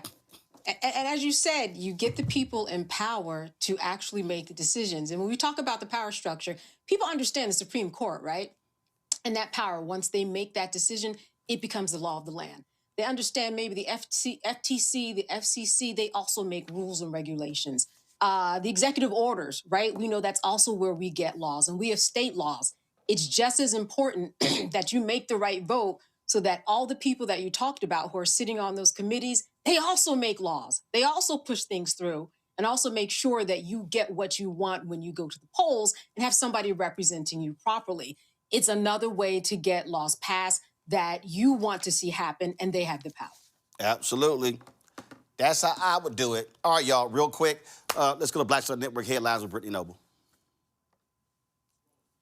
Well, Roland, the White House is contemplating ending funding for a longstanding civil rights election program designed to protect the voting rights of minority populations.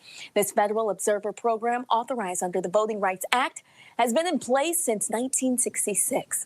The program, managed by the Office of Personnel Management, or OPM, in collaboration with the Justice Department, sends neutral third-party observers to monitor polling places. Their role is to ensure that voters do not face discrimination at the polls due to race, language, barriers, or disabilities. Observers are recruited and trained by the OPM. They're expected to observe, listen, and take notes without interfering in the voting process. Afterwards, they submit their findings to the Justice Department Civil Rights Division. It's a crucial year for midterm elections, and the White House is considering cutting funding for the program, which has seen costs increase from about $2.2 million to $2.5 million. In Washington state, a disabled Black Navy veteran testifies in the Seattle court against a white man who shot him over a stolen valor. Harold Powell, a 68-year-old disabled Navy veteran, testified in King County Superior Court about the harrowing July 2025 shooting on Seattle's waterfront. Powell, who has performed music there for 30 years, says he felt violated and thought he was at death's door when 33-year-old Gregory Tim, a white man, accused him of stolen valor. Powell's wheelchair was marked with Navy memorabilia, indicating his status as a veteran. When Tim walked up to Powell and calls him a fake veteran before ripping a Navy patch from his wheelchair, Powell drew a knife in self-defense, but Tim then backed up from Powell and shot him in the chest from 15 feet. Powell survived, with the bullet cracking his rib but sparing vital organs. Video show Powell never aimed a gun at Tim, despite the defense team saying Powell escalated the confrontation. Now Tim is charged with first-degree assault and third-degree theft. Virginia State Senator and former NFL safety Aaron Rouse is suing the National Football League, claiming he was wrongly denied disability benefits related to injuries that he sustained during his playing career.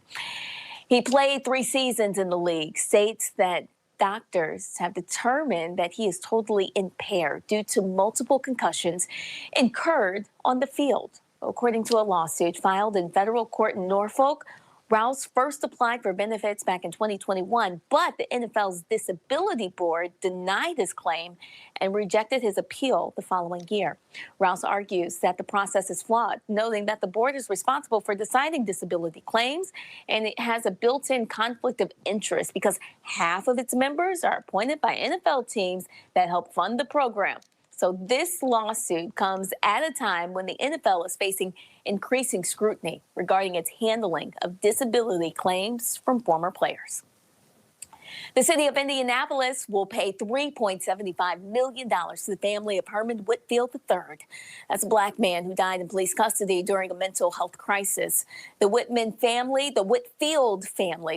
filed a lawsuit against the city and 6 Indianapolis Metropolitan Police Department officers. Whitfield, 39 years old, died April 25, 2022, after experiencing a mental health crisis at home. His mom called 911 to request an ambulance, but instead, officers used a taser and restrained him face down. Whitfield repeatedly said, "I can't breathe," before he died in the hospital.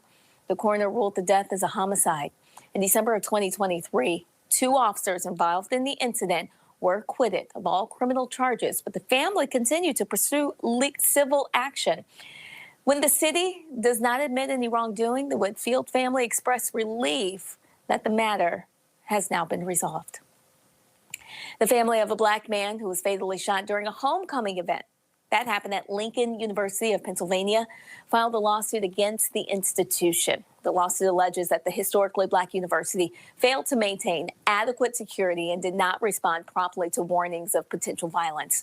22-year-old Juan Jeffers was killed and 6 others were injured during the homecoming festivities on October 25th on the university's campus.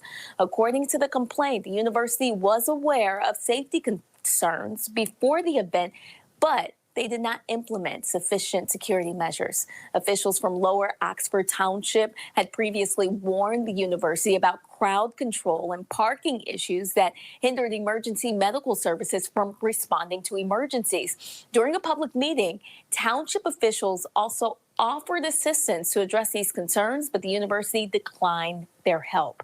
The lawsuit claims that Jeffers' death could have been prevented with better safety planning. The family is now seeking punitive damages and aims to hold the university accountable while advocating for improved campus safety. Federal prosecutors and defense attorneys are currently presenting their cases in Miami during the trial related to the assassination of Haiti's president, Jovenel Moïse.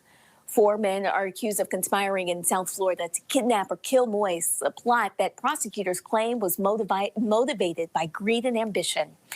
During the opening statements, Assistant U.S. Attorney Sean McLaughlin told jurors that the motive was straightforward: to seize power and make money. However, defense attorneys countered this argument, asserting that the investigation from Haiti was fundamentally flawed and claiming that their clients were being used as scapegoats in what they describe as an internal coup. Moïse's assassination in 2021 plunged Haiti deeper into chaos, exacerbating the instability as armed gangs tightened their grip on that country. Roland. Well, let me thank my panel. Thank you so very much, Cody, Dee, Candace, and Michael for being on today's show. I certainly appreciate it. Thank you so very much. Y'all, we've talked about the dangers of white Christian nationalism, and Reverend Jim Wallace has really been out front on this. I talked to him about his book, now in paperback, called The False White Gospel: Rejecting Christian Nationalism, Reclaiming True Faith, and Refounding Democracy. It is a conversation you do not want to miss. Check it out. Jim, the timing of us sitting down could not be more perfect. You have the grossly unqualified Secretary of Defense, Peter Hegseth, who invites a white nationalist, a white Christian nationalist, someone who calls themselves a paleo-Confederate, person who doesn't believe that women should be able to vote, has said some despicable things about slavery, and on, to actually come and pray and preach at the Pentagon. And I'm very clear that what the present-day GOP is and what MAGA is an absolutely right-wing, Christian nationalist, white supremacist, loving political party. And that is driving the public discourse and the public policy in America today. It is always good to see you, my brother, and to hear your voice, which is more important than ever at this time. You're absolutely right. This is nothing less than a false white gospel that's driving this tyranny. And so the good news is that a number of church leaders are beginning to speak up, stand up, and act. We had this prayer service at the White House yesterday with a number of Black church leaders, Hispanic church leaders, evangelical mainline denominations right there at the White House. And we administered ashes right there at the White House. And we turned to the White House and said, we are asking you to repent of your sins against immigrants, against people of color. And repentance, on our foreheads, we had that cross. And it was very powerful indeed. Thomas Bowen, the new head of Progressive Baptist Convention, was there. Bishop Vashti McKenzie was there. And then we had a big service last night for 1,000 people around the country. So this new call to Christians in a crisis of faith and democracy has just gone out all over the place. And we're getting a lot of excitement. I was hoping 100 top national faith leaders would sign. 400 have signed, and now thousands more are signing. So the bad news is they're doing exactly what you're saying. It's this white Christian nationalism should be named for what it is theologically. It's a heresy. It's a hypocrisy. I call it a false white gospel. And so we're coming back to that with indeed what it means to come back to the teaching of Jesus. And as you know, my brother, every renewal revival movement in the history of the church has always featured coming back to the teachings of Jesus. So that's what we're going to do starting in this Lenten season. And see, when you say the teachings of Jesus, I mean, and this is what these folks are doing.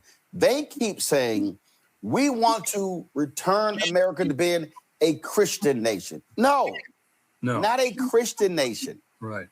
They wanted to be a right-wing, hardcore, conservative, white Christian nation. That's right. They have zero respect for other religions.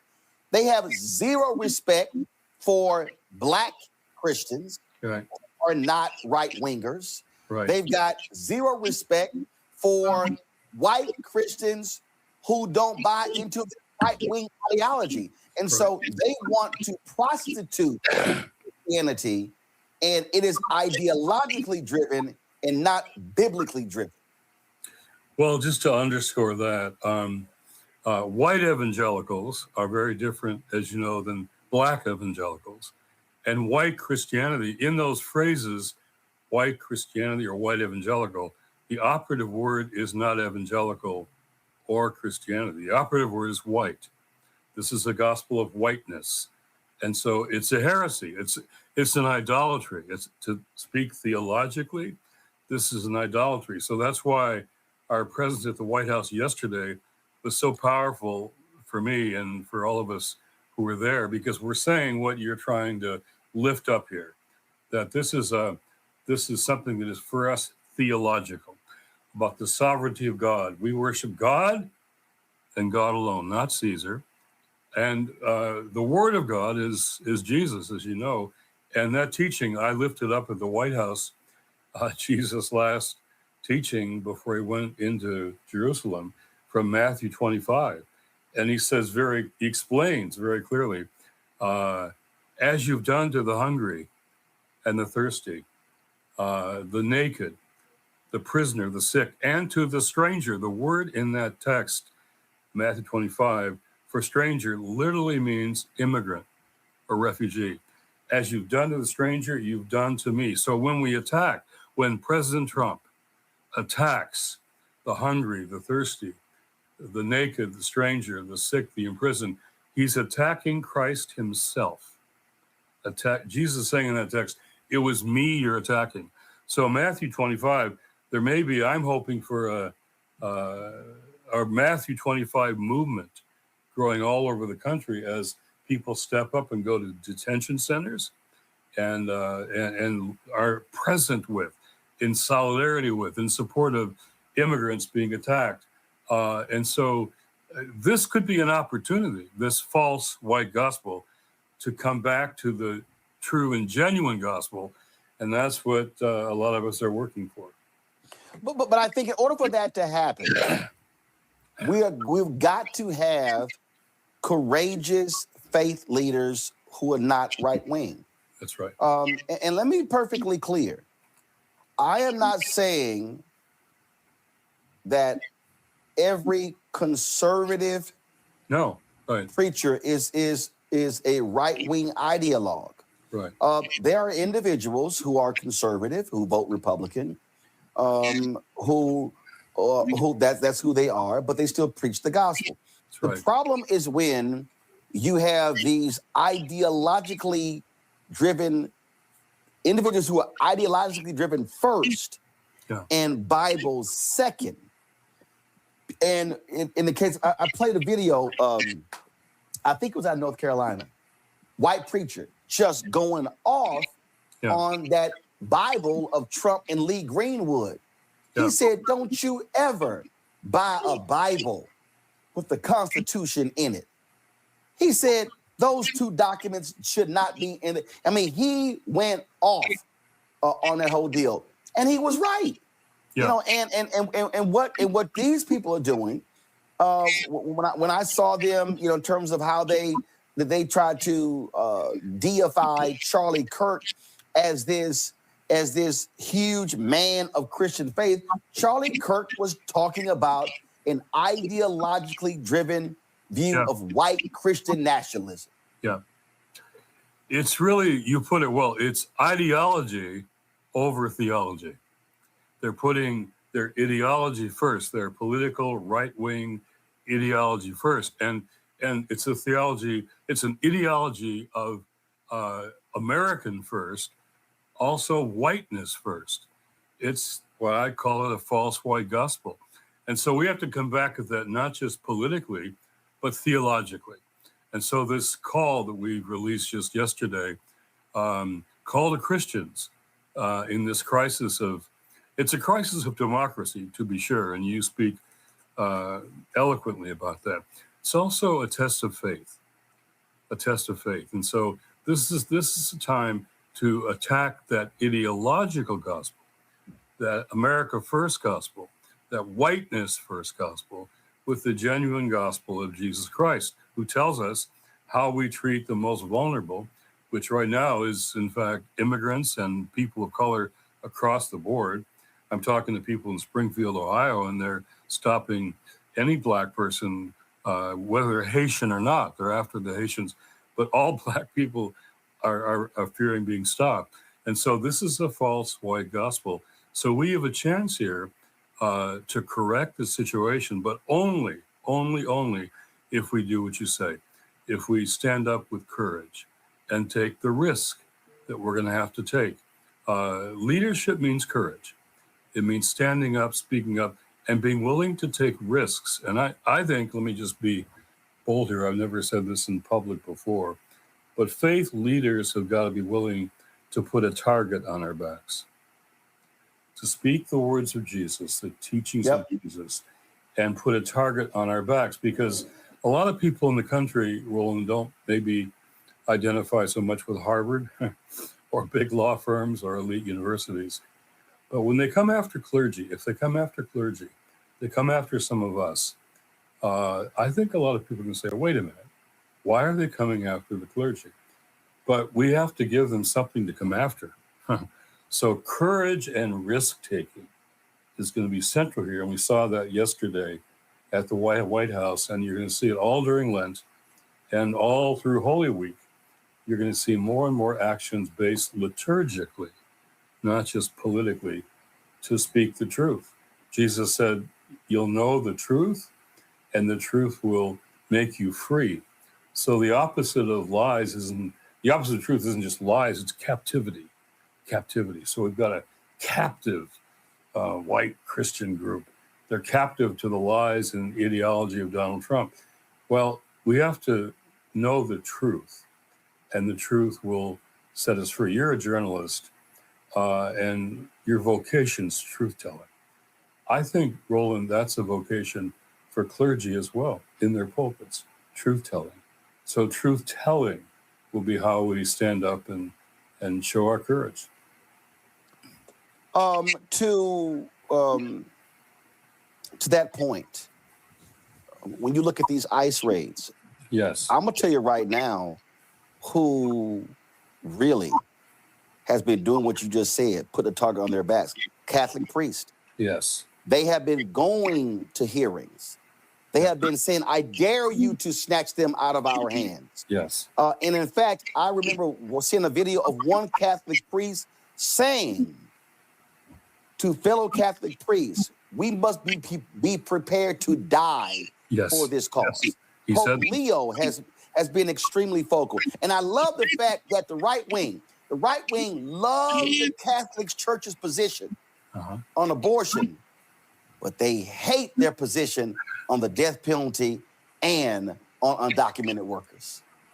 Well, Cardinal Bernardin of Chicago, who was a dear friend of mine, he talked about a consistent ethic of life, just like you're mentioning. It wasn't just abortion; it was the death penalty. It was poverty. It was violence.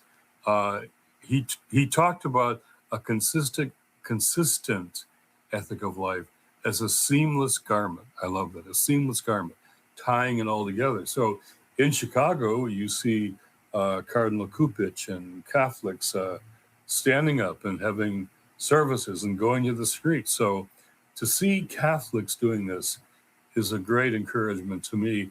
And Black churches, Otis Moss III signed our statement, and so many others were there yesterday. And so if we see the Black churches and Catholics and some new generation of evangelicals who are rejecting the white evangelicalism and all these mainline denominations, Terry Howard Owens, who's a Black woman, but the general minister of the Disciples of Christ, predominantly white mainline church, she put on the ashes yesterday and she put them on my forehead, and she was there, and it's a powerful witness to see people coming together across our boundaries to say no to what this administration is doing and say yes to what Jesus tells us. You say in the book, the elephant in the room, you say in nearly every political conversation, in every debate in Washington, hardly anyone acknowledges the one thing we all know will inevitably come to pass. Not taxes and debt. You said, as I said earlier in this book, by 2040, America will no longer be a majority white nation. We are approaching the day when America might become the world's first true multiracial democracy, and certainly there are those who perceive this as a great threat. That's literally the basis of my book, White Fear, how the drowning of America is making white folks lose their minds. And I fundamentally believe, and Reverend, it was in 2009. I was at CNN. I was waiting to go on the air with John Avlon, and I said to John, I said, John, we're living in the beginning stages of white minority resentment. Yeah. And he was like, what? I said, Jim, I'm telling you. Yeah. I said, no. I said white minority resistance. Yes. I said, Jim, I said, John, I'm telling you what's going on. And when I look at these ideologically driven right-wing white Christians, that's what they're fighting. They despise the great replacement theory, the attacks on DEI, the attacks on critical race theory, the attacks on woke. What they want a white America. Charlie Kirk attacking the 1964 Civil Rights Act, attacking Dr. King.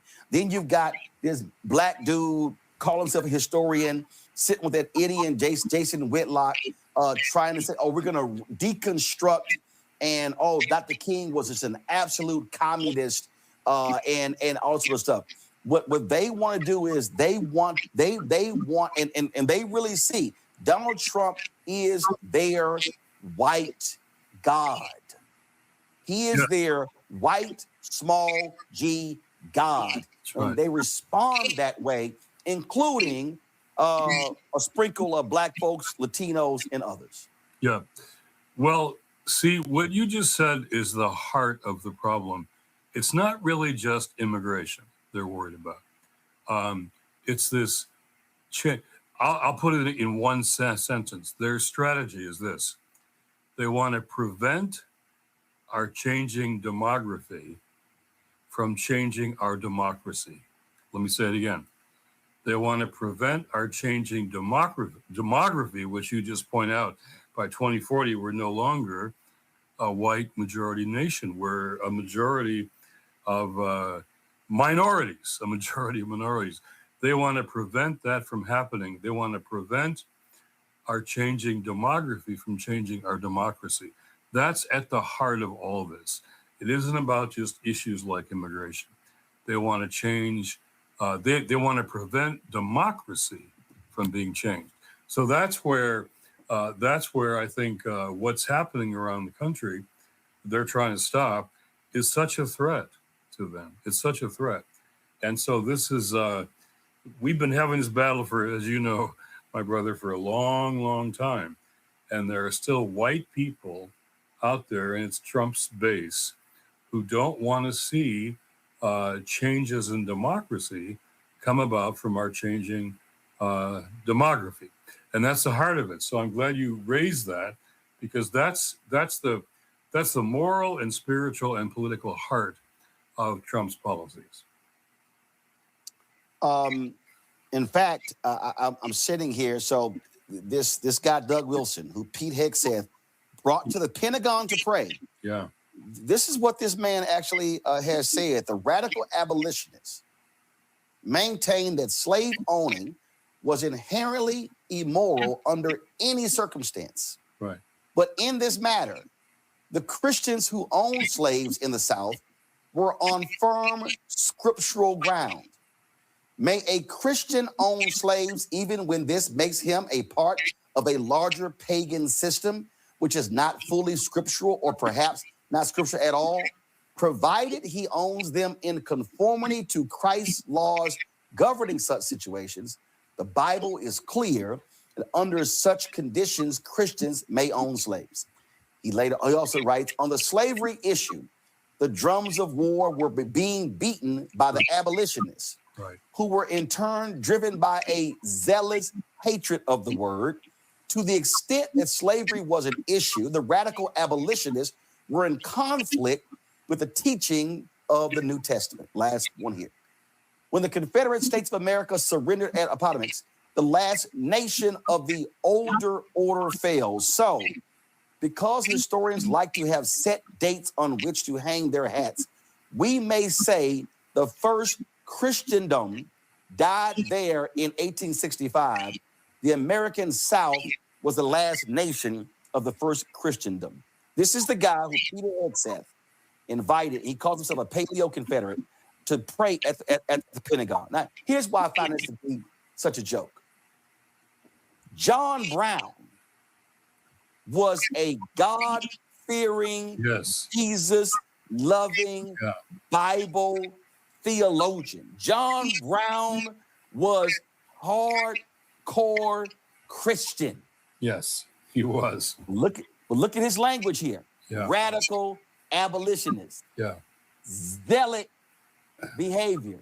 So he is trying to define that that white Christians who despise slavery, who despise the heinous nature of slavery, he's trying to say they were the evil ones, yes, and not those committing a crime against humanity. So Pete Hegseth is bringing that history back to right now, and I'm so glad you raised that history, because we can go to Frederick Douglass, who talked about the contrasting of the church bell and the auction block, often at the same places, church bell and the auction block. And Frederick Douglass distinguished radically between the Christianity of Jesus and the Christianity of slave-holding white religion. He made that very clear. James Baldwin did the same thing. And so right now, they're bringing that history all back.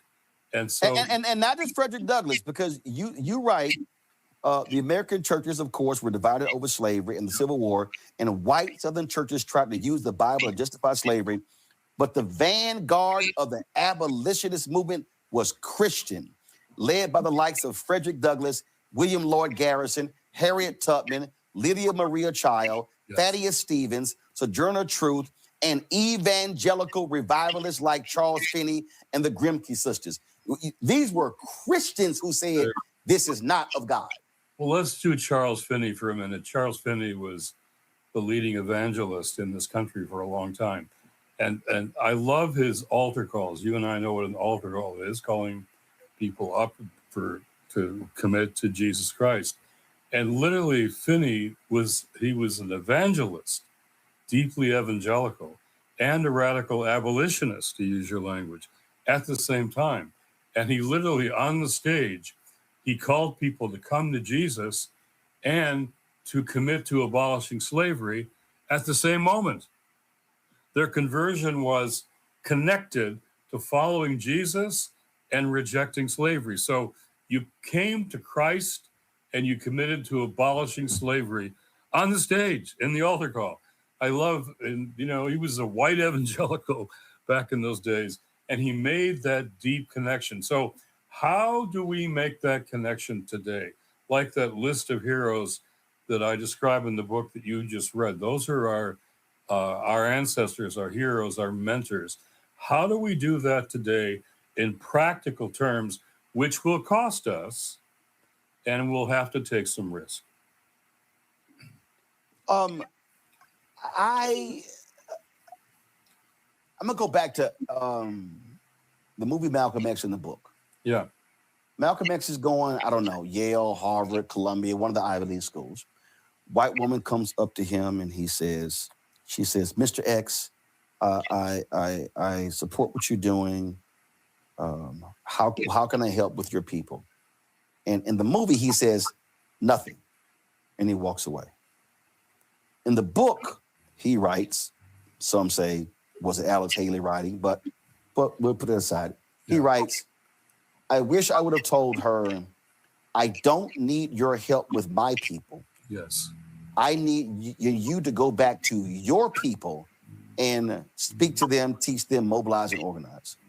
And I have long said, and I say it in my book, White Fear, that what has to happen are for conscious white Christians to be willing to speak from pulpits, in living rooms, in country clubs, to their white brothers and sisters, to their white family members, their mothers and fathers and aunts and uncles and children, to their white co-workers, and challenge them on their ideologically driven white right Christian nationalism, because I said it can't all be the work of Black folks. Absolutely. We can't do all of the lifting. Well, Malcolm X was often called Detroit Red, from my hometown of Detroit. And on my wall in my office, I have this wonderful picture of Malcolm and Martin when they were getting together when he came back from Mecca. And it was really the North and the South that was possible there. And I think that's why they both were killed. But indeed, this is the task for white Christians to speak to other white Christians. In fact, I would say we have to commit to defeating white Christians in their false gospel. We have to speak to them. My Georgetown students, very diverse classes, but the white students there often wrestling with their family conversations, their friendship conversations. It's got to be white Christians speaking to other white Christians, white people speaking to other white people. And there's got to be really, Dietrich Bonhoeffer, as you know so well, was deeply influenced when he went to Union Seminary because he got involved in Abyssinian Baptist Church. And so the Black worship of Abyssinian, the Black preaching, the Black music shaped him when he went back to form with Karl Barth, the Confessing Church in Germany. And that church was deeply shaped. Reggie Williams, a wonderful scholar about this, has this book called Bonhoeffer's Black Jesus, where he talks about the influence of the Black church on Dietrich Bonhoeffer. So that's No, you told me to get it. Yeah, you got it. There you go. And I interviewed him. Good.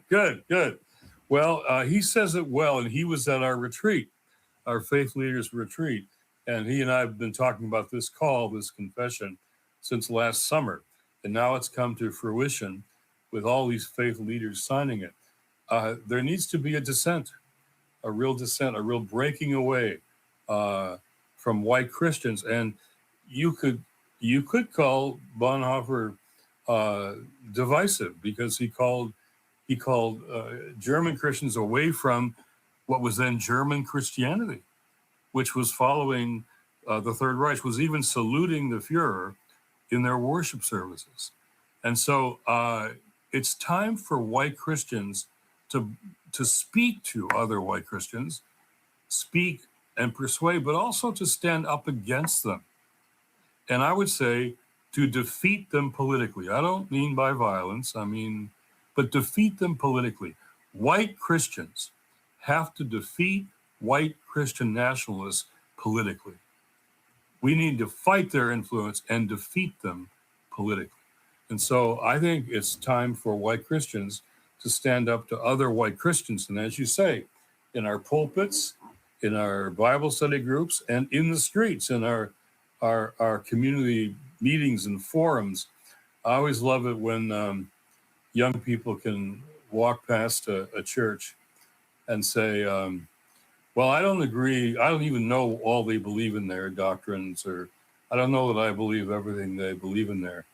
But that's where we have our meetings, our town meetings on guns, on voting rights, on immigration. So wouldn't it be wonderful to see churches being town meeting places where the community gathers? And there will be, if people stand up in their pulpits and preach, some people will leave. Guarantee. Some people will leave, but others who never dreamed of coming to a faith community, others will come if they see faithful resistance. And so at the White House, we turned to the White House and said, our repentance comes with the promise of resistance. If you do not repent of your sins against immigrants and people of color, if you do not, we will offer you faithful resistance. Repentance and resistance must be now tied together. That's what Pastor Cody Deese did in Georgia. Yeah. And he talked about how that membership dwindled and how they were rebuilding this church. I had him on the show, and he's been speaking truth. And I love the fact after he came on, was a whole lot of new faces. He said, a lot of new faces. I think I might credit this to Roland Martin, the folks who want to come check out his church. But he's been one of the folks who said, I was on that side. Yeah. I was on Frank Schaefer talks about that. He's like, I know about that system. I know how that thing was built and created and what their whole thing was. As you were talking, I was looking at, and you had this passage in here where you talked about watching Congressman Emmanuel Cleaver, who's also a pastor, meet with a group of gang leaders to gain their trust. And it reminded me of a story a pastor told me. He was in Nebraska, Omaha, Nebraska. And this black preacher, he was against abortion. And so the white clergy came to him and said that they wanted him to participate in their March for Life against abortion. And he said, not a problem, but I need y'all to do something for me. He said, I need y'all to stand with me and pray in front of crack houses. Absolutely. In order to pull that demon spirit out. The white preacher said, well, Pastor, that's your problem. Right. He said, no, wait a minute. Y'all want me to march with you in a pro-life march. So are you telling me those lives in the crack house are not worthy of your presence? Yeah. And that right there, that example speaks to the ideologically driven white right-wing Christian notion of Jesus. What they have decided is they've decided that to be pro-life really means to be anti-abortion. I have never seen one of these white right-wing evangelicals standing with a black mother or father whose son or daughter has been killed by cops. Never. I never see these white right-wing evangelicals standing up for prenatal care. Yeah. I never see any of that. And so I'm sitting there going, so when you say you're pro-life, as I always say, are you pro-life from the womb to the tomb? Yeah. Or just in the womb? Right. Well, let's be clear that right-wing evangelical movement is not pro-life. It's not pro-life. They say they are, but they're not. They're selective about the lives they choose to defend. And they're never defending people of color. Black pastors have often had to met with police chiefs and, as you say, in cities around the country. And if some of those white pastors about police brutality toward Black young people in the youth groups of Black churches, if some of those white pastors were with them, with a police chief, to be pro-life, it would make a difference, but they're not there. They're not there. So I want to say that right-wing evangelical religious right is not pro-life. To say we're pro-life for them is a lie. It's a lie. And it's time to tell the truth about what it means for all of life to be sacred. You and I have to listen to all the political noise all around us. Part of our jobs is to listen to the noise and then offer perspective on it, which you do so wonderfully. But sometimes, I don't know about you, but the noise sometimes really makes me weary. It gets me down. And so I go to the first book in the Bible, the first chapter of the first book, Genesis 1:26. With all the noise swirling around, it says, then God says, and I love that, like, shut up, be quiet. Then God says, and what God says is, let us make humankind, all of us, in our own image and after our own likeness. There's an Imago Dei movement growing around the country underneath the immigration movement, underneath every movement for human rights and civil rights. Underneath that is this idea that we're all made in the image of God, all of us made in the image of God. And so that image of God movement is so much stronger than the selective morality of the far right religious right. So I think, but the selective morality also applies to the left. You talk about in your book, newly elected president, Texas Governor George W. Bush, invites you to Austin, Texas, and he says to you, Jim, I don't understand poverty. I've never really known poor people or been around much poverty. Right. I'm just a white Republican guy who doesn't get it. Help me understand. And you began to work with the White House. You attend meetings, and you say that you got criticism on the left.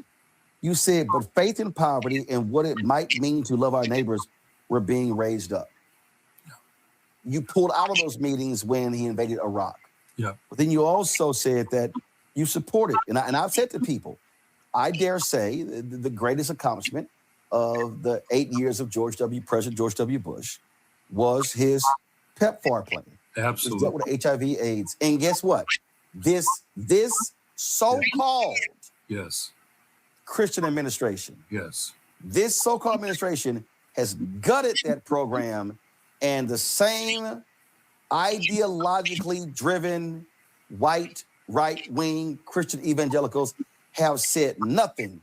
What Trump has done to PEPFAR and how that is decimating and killing people, which shows they're not pro-life. But I want you to speak to the point of you can be left, you can be progressive, but you can say, I'm willing to work with a Republican president, Republican governor, Republican mayor on this issue, but you had to first see George W. Bush's heart before you said yes. Yeah.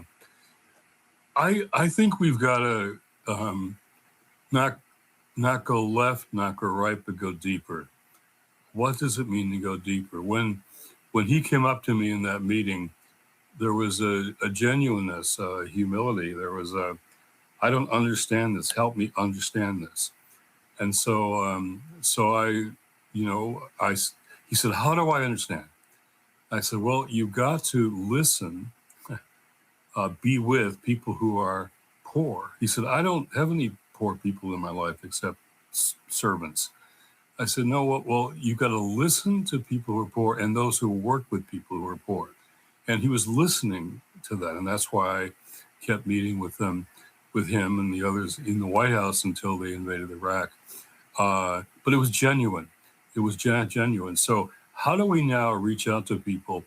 And some of them, this statement we've done doesn't judge people on their political philosophies or even how they voted last time.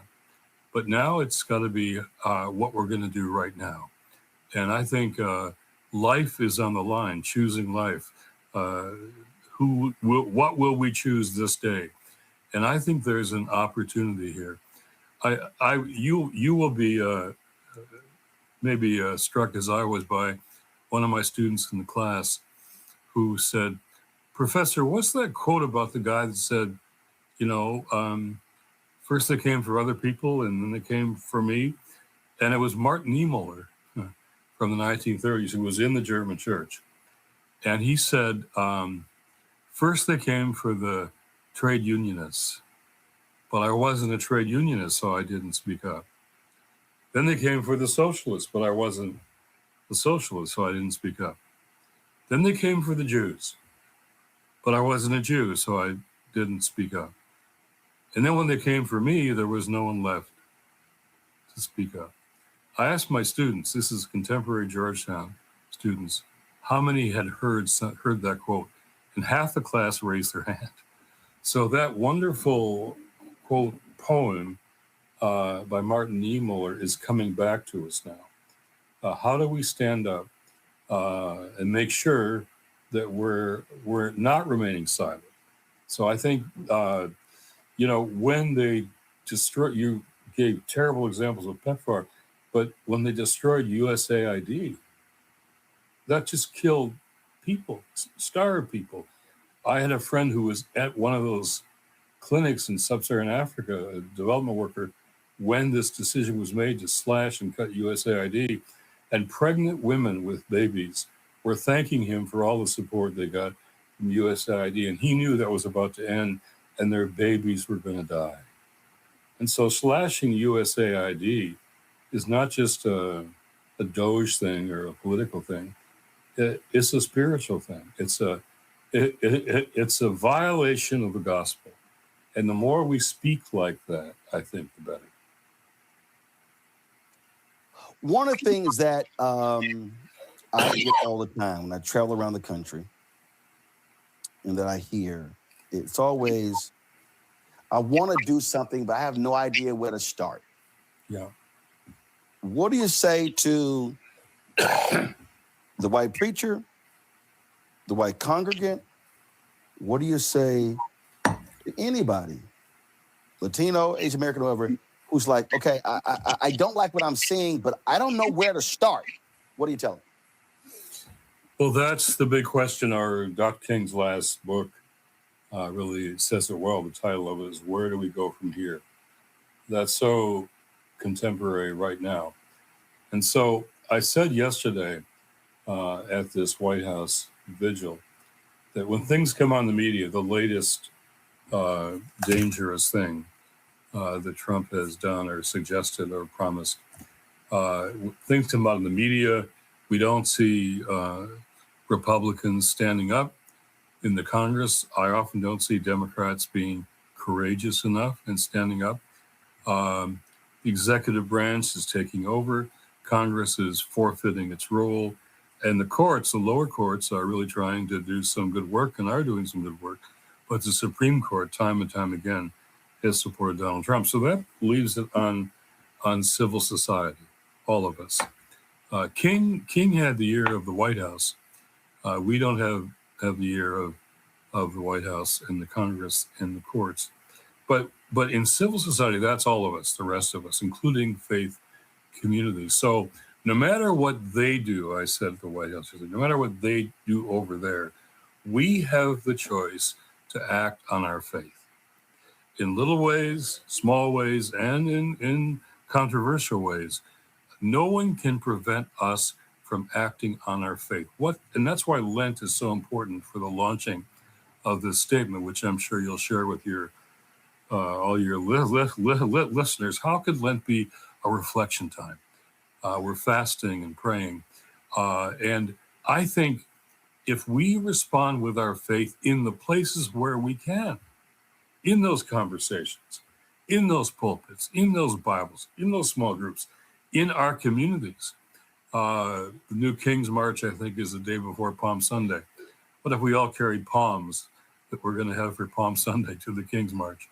The presence of faith communities is crucial in the streets. So we can respond, no matter what they do. I see something rolling in the media, and probably like you, I say, how can I stop that? Or how can I change that? And I don't always know if I can change that. And sometimes I can't.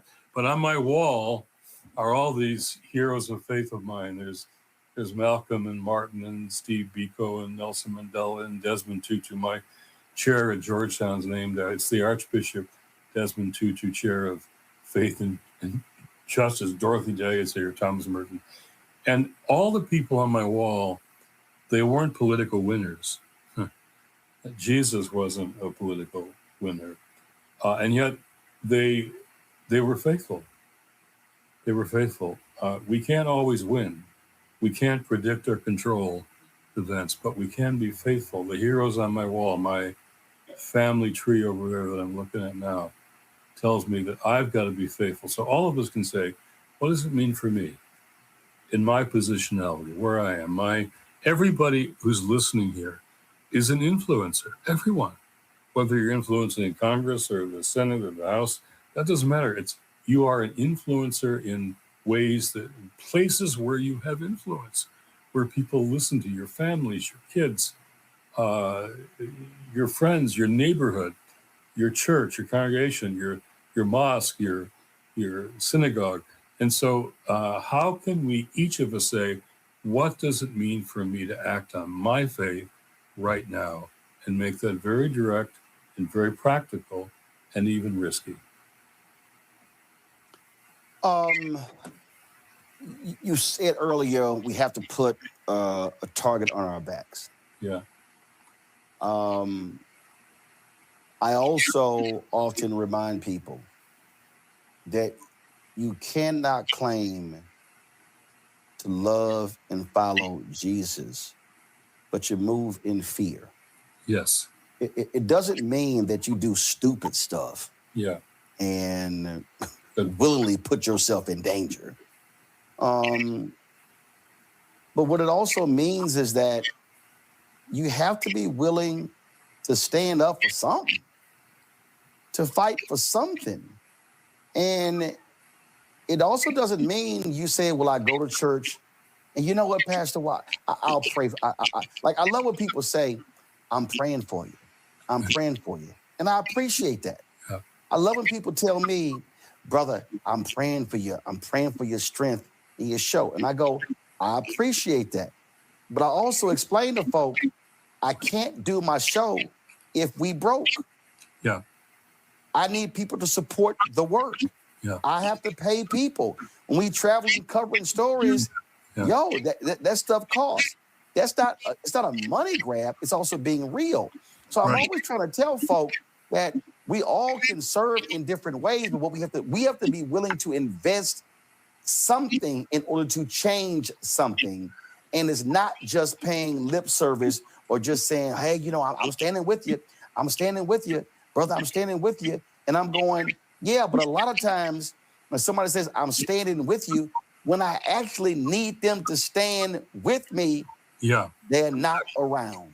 So sometimes when you're a freedom fighter, when you're a Jesus-loving Christian freedom fighter, sometimes it's a lonely fight. It is. It is. You raised the fear factor. I'm so glad you did. The Bible talks about the fear factor. Don't be afraid. Be not afraid. Hundreds of times in Scripture. Hundreds of times. And Nelson Mandela taught us It's not a matter of not feeling fear. Of course we feel fear. Fear is real. Fear is upon us. It's about acting in the midst of feeling fear. So be not afraid. I hear Jesus saying that to us all the time. And so the fear factor is what tyrants, authoritarians use. They're using the fear factor. So we've got to confront the fear directly. As you're talking about, we have to do that. And I think we can overcome fear not by not feeling it, but by acting in the midst of fear. We saw that in South Africa. I learned my theology of hope really in South Africa. Desmond Tutu was I was blessed to have him be a mentor and tutor for so many years. And he taught me that hope is deeper than a mood or a feeling, that optimism is not strong enough. Optimism is a mood or a feeling that you have sometimes and others and not other times. But that hope is deeper. Hope is not a feeling or a mood. It's a choice, a decision we make because of this thing that we call faith. Hebrews says, now faith is the substance of things hoped for, the evidence of things not seen. And my best paraphrase of that is this: hope means believing in spite of the evidence and then watching the evidence change. Two more, then we're done. One, when you talk about availing yourself, I'll never forget 2008, the sermons of Reverend Jeremiah Wright are being dissected, torn apart, destruction happening. And I'll say that experience, I'm on CNN, it was one of 3 times in my life where I literally was completely exhausted. Yeah. And I remember I'm in Chicago, I'm living in Chicago. I'm making appearances on shows. I'm doing my radio show. I call somebody, I'd say it on the air. Can somebody please bring me a copy of the full sermons? Yes. I didn't want to. I said, I'm tired of these snippets. And luckily some people did. And I'm listening to them. And I never forget, I was laying on the couch and I was completely spent. It was pressure. It was intense. I go to the bathroom and I'm just like, and so you called and you said, I'm watching you fight. I'm watching you take on all these people by yourself. And let the producers know if they need somebody else to speak, I'll do it because I see it's just you. And I was grateful for that call because, I'm talking about, I was exhausted. I couldn't even roll off the couch, much less stand up.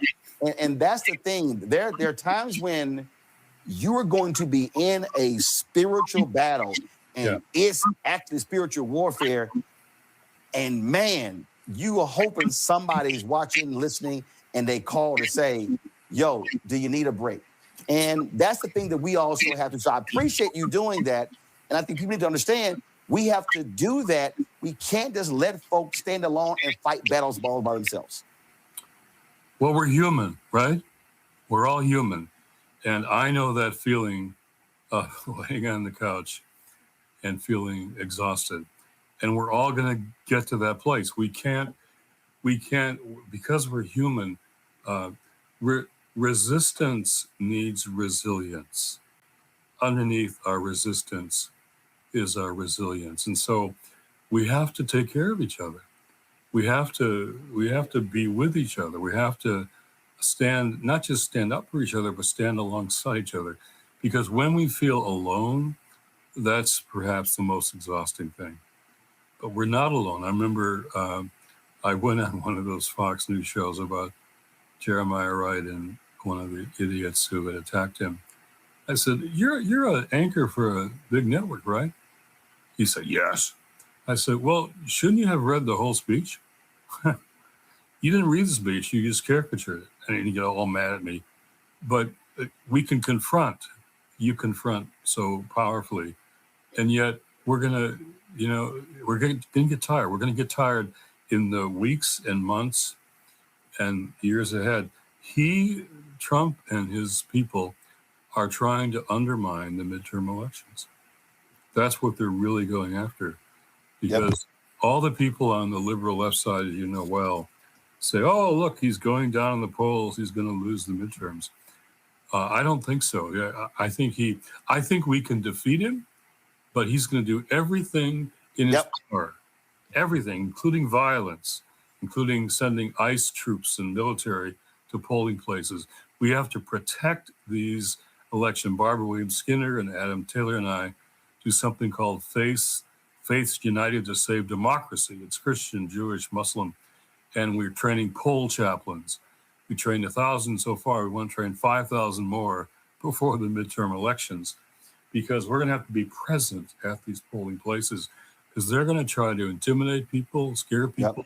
I'm hearing about bomb threats. They're going to try to do bomb threats targeted at Black and Hispanic polling places or Democratic polling places, and drones flying overhead.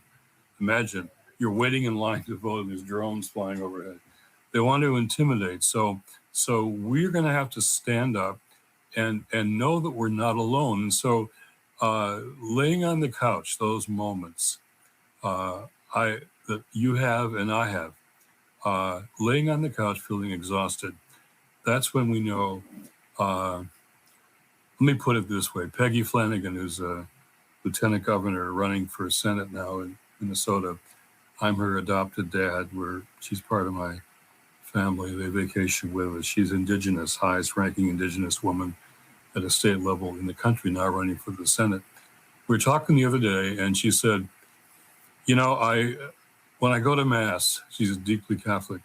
When I go to Mass on the weekend, what I realize is that it's not all on my shoulders. It's not all on my shoulders. Now, Peggy and you and I are people who sometimes feel like it's all on our shoulders. She said, no, it's on God's shoulders. Mine, it's on God's shoulders. What's on my shoulders is to be faithful to God. And a lot of us, Roland, right now are trying to be faithful to God. And we're doing that together. So laying on the couch sometimes, it's important for me to realize no matter how much I'm doing, it's not all on my shoulders. It's on God's shoulders, and we are not, you on the couch, me on the couch, we are not alone. Last point, I asked this of every author. During your research, doing your writings, what was there a wow moment? Was there something you remembered, something you researched that even caused you to go, wow, that is unbelievable, that is crazy? Yeah, I think it was looking back and researching and reflecting on the Good Samaritan text. So I'm thinking now, after a lot of reflection on this, that the Good Samaritan text may be our gateway, our path to a multiracial democracy. Because, the story, it starts with this lawyer who asked Jesus questions, trick questions. So what do I do to inherit eternal life? What do I do? Jesus, I think you read the law. He says, yeah, you love God and love your neighbor. He says, that's right. Go do it.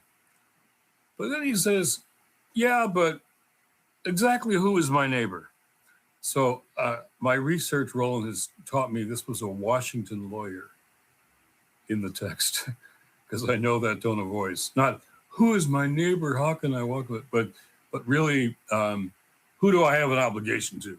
So then he tells the story of this man beaten by the side of the road, left for half dead, and it was a Jewish man. All the scholars say it was a Jewish man. And two of his Jewish leaders passed him by. They didn't pay attention. They were off to a meeting or something, or afraid to get close or take the risk. But this Samaritan,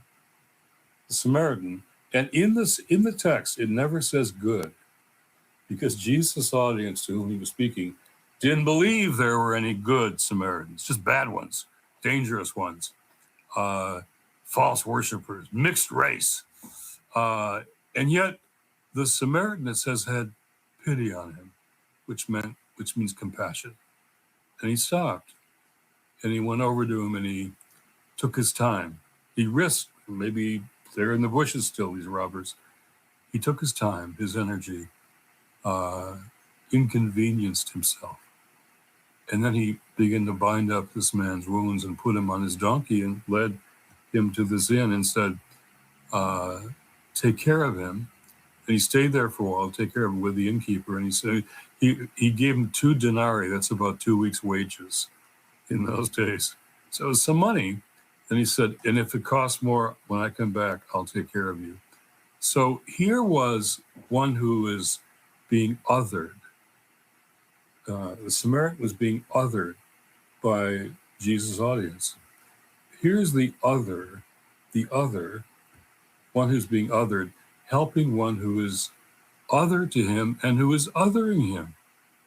This is extraordinary. And I've known that story for years, the Good Samaritan story, but it's not about let's all volunteer more.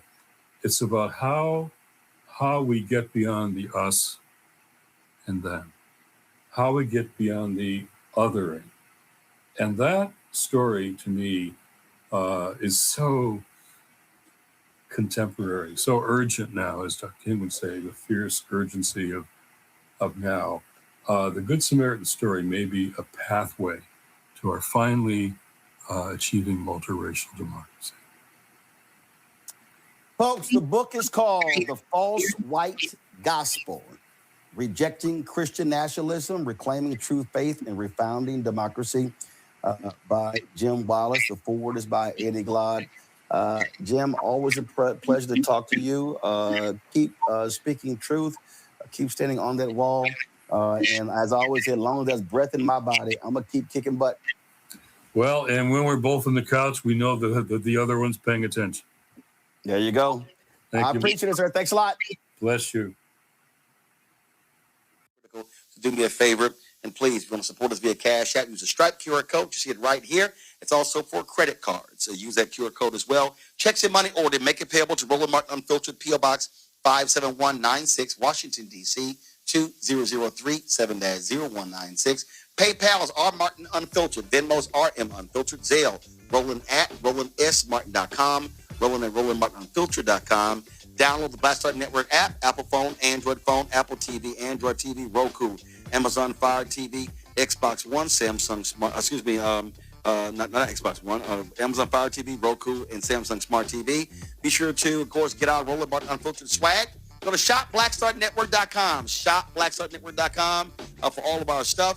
And, of course, support the Black-owned companies that we have in our marketplace at shopblackstarnetwork.com. So please check all of that out by going to shopblackstarnetwork.com.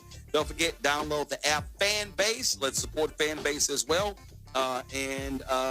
Folks, that's it. We always end the show on Fridays. Thanking everybody who's donated to our show. 37,179 donors. Let's get to 40,000, folks. Let's do so. If you want your name on that list, then you know how to donate. I'll see y'all on Monday right here. Roland Martin Unfiltered on the Black Star Network. Holla!